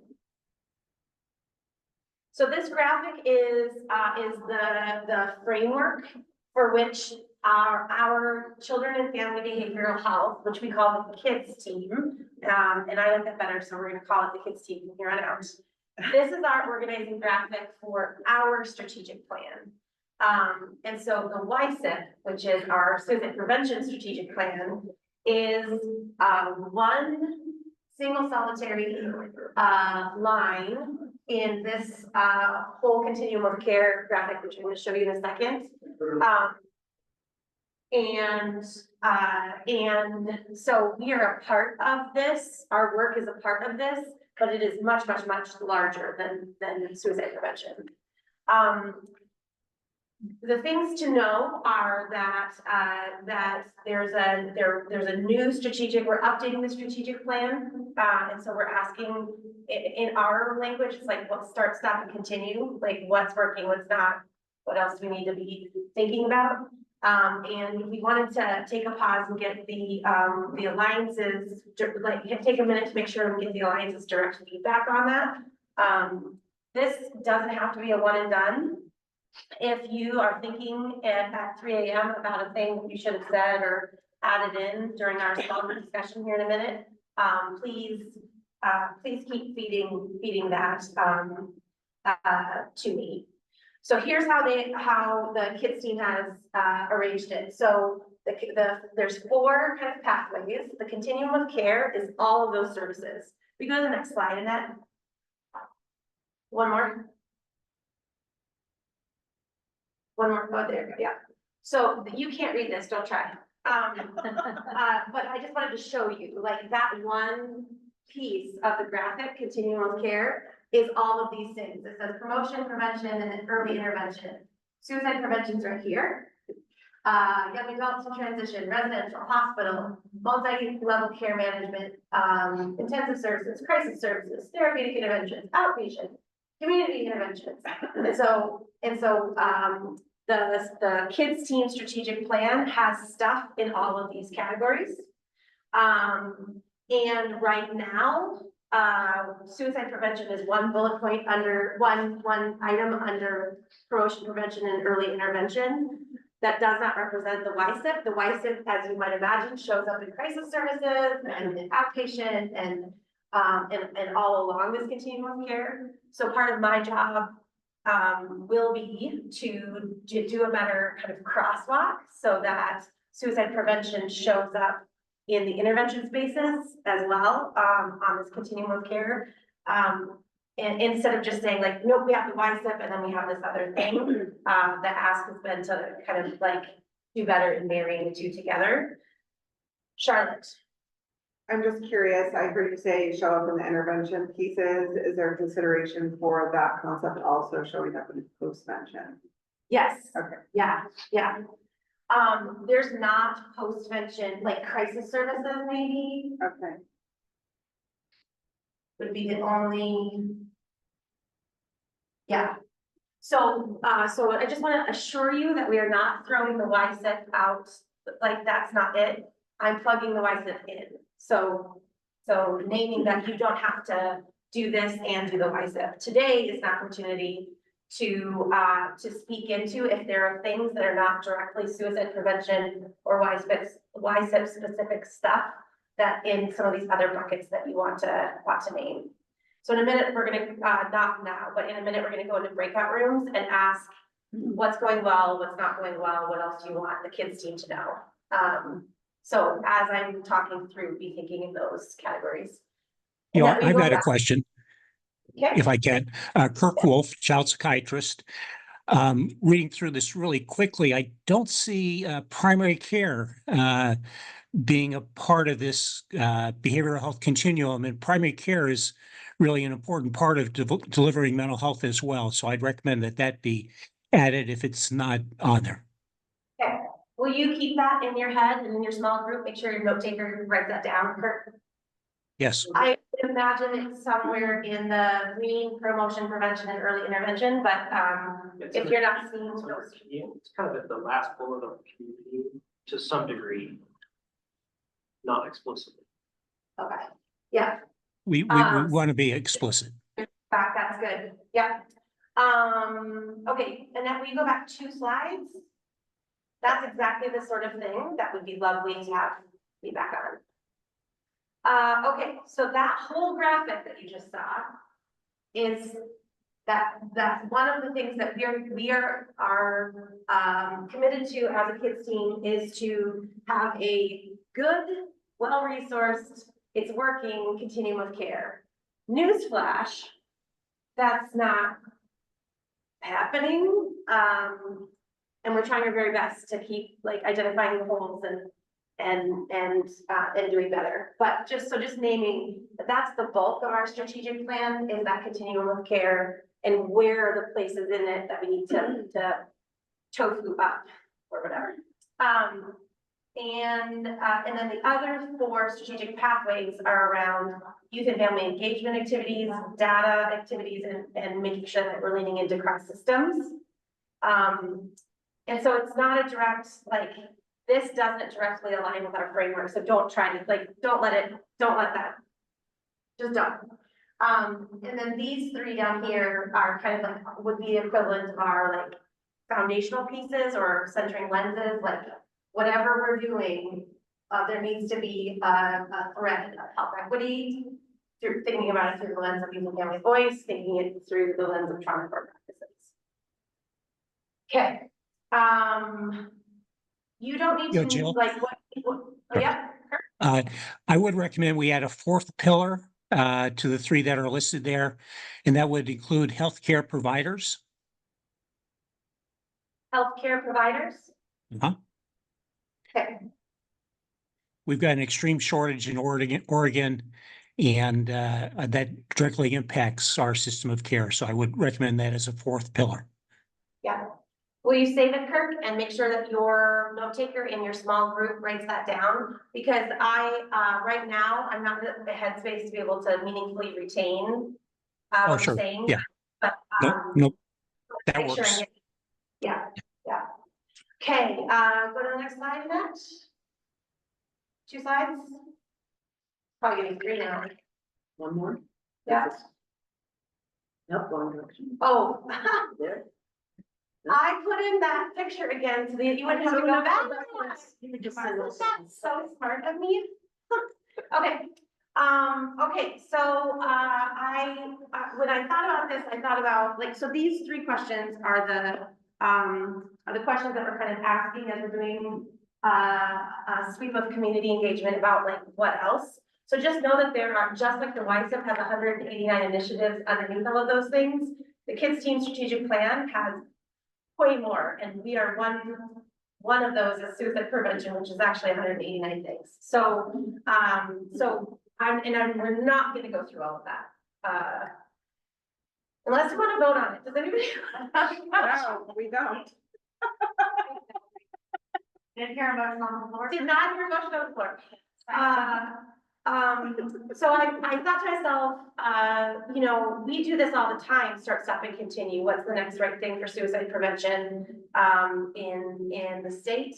And so if your brain can't quite like adding in all mental health services, which is suicide prevention, but not exactly the same, adding in substance use with treatment and prevention, which is suicide prevention, but not exactly the same, and adding in other addictions and problem gambling for children. If that melts your brain, just think about suicide prevention. That's okay. That's what I'm saying. Permission to keep in our wildly in our lane. But these are the 3 broad-based questions that we're going to send you here in a minute to breakout rooms. And where's our note paper in the room? The note paper is in the back, and you can, I think Lucina can share that out, and we've also got markers. Great. So, and the time right now is 12:04. We're gonna spend 15 minutes on these 3 questions. Are you stressed, Marianne, or excited? Was that like, yeah, let's do it? Just excited. Oh, good. Very Good. And so we'll put a timer out, 15 minutes in small groups. We need, when you go to your breakout rooms in Zoom, please hear me. We need someone to volunteer to be the note taker in a room in Zoom, and that person has to be ready to send an email to me with those notes. So start there, and then you're asking these 3 questions. When thinking about children's behavioral health in Oregon, what's going on? What is not going well? And what else do you want OHA's Child Family Behavioral Health team to know, consider, hear? Things like, let's make sure primary care providers are louder, show up more in this plan, that type of thing. Any questions about the instructions?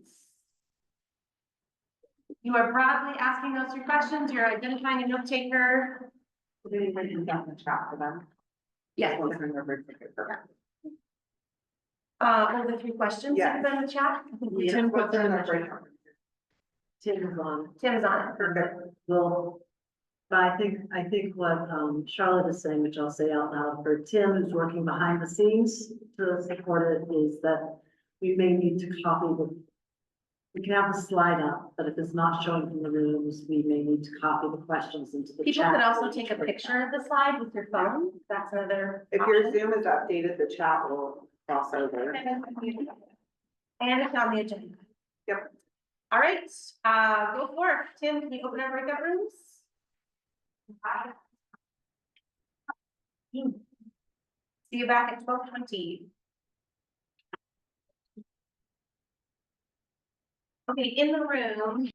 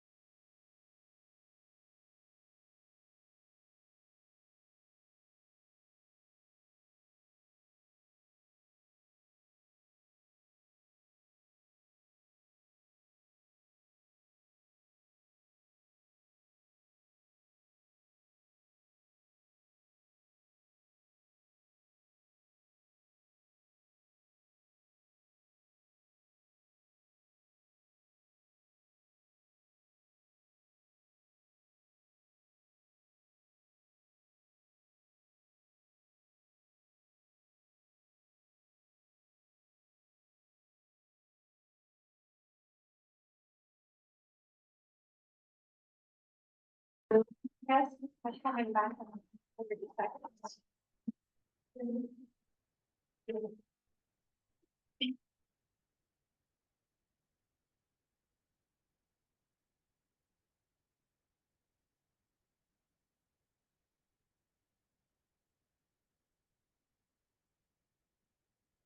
The back from the, for the.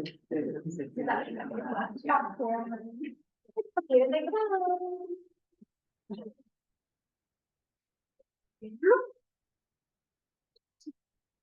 The room, hello, welcome back. Welcome back, welcome back.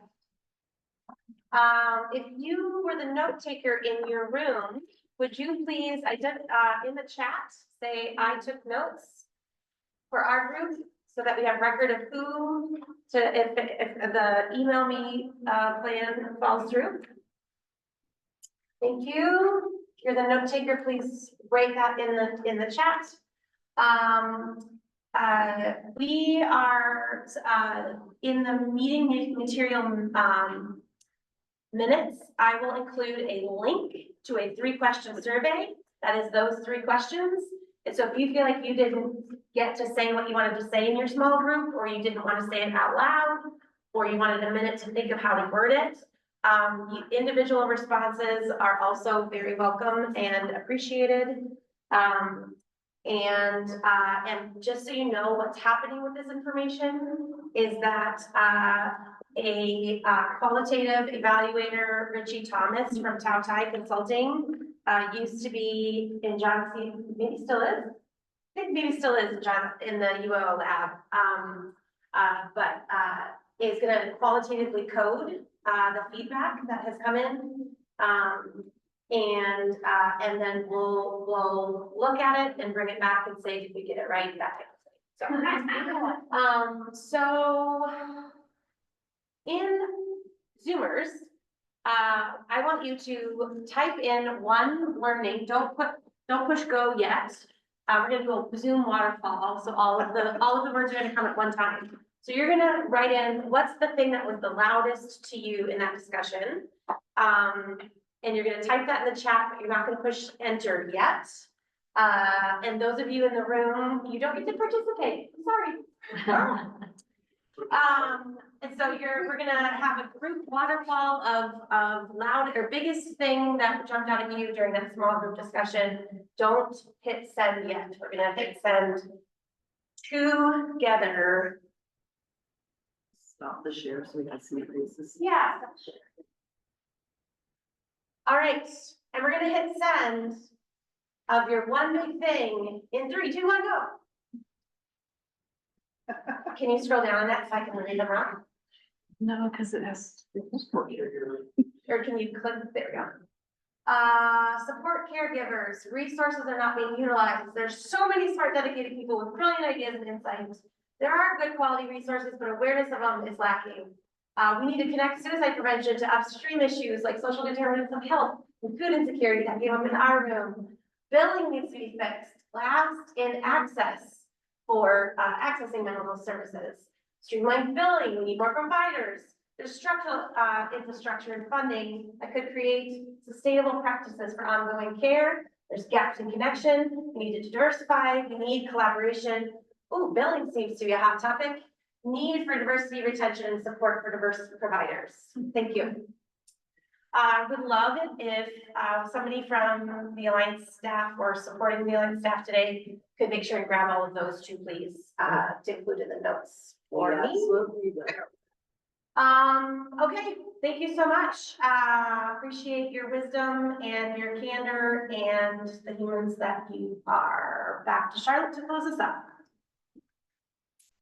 Oh, I have to do that? No, I'm kidding. What?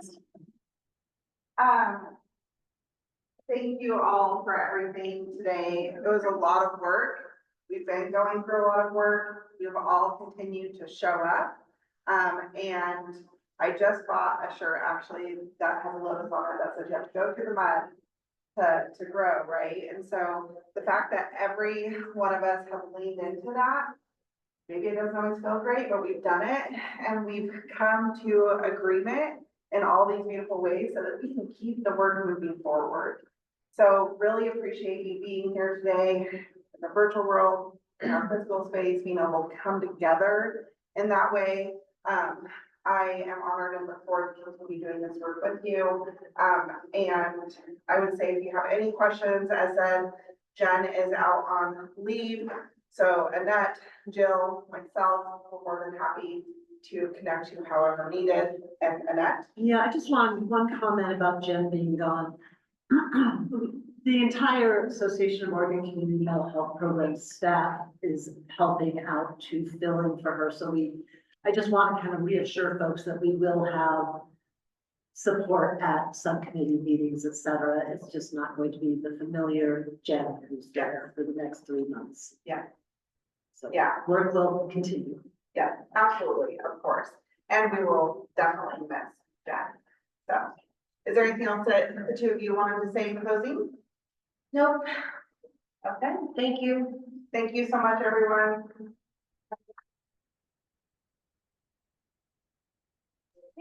Have a wonderful day.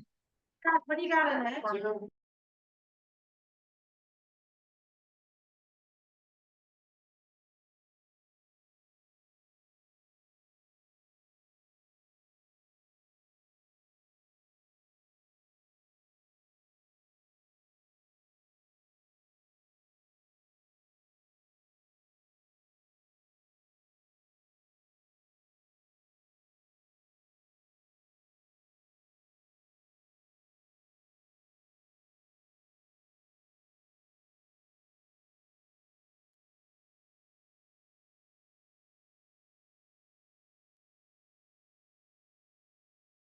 I assume I'll end the chat now.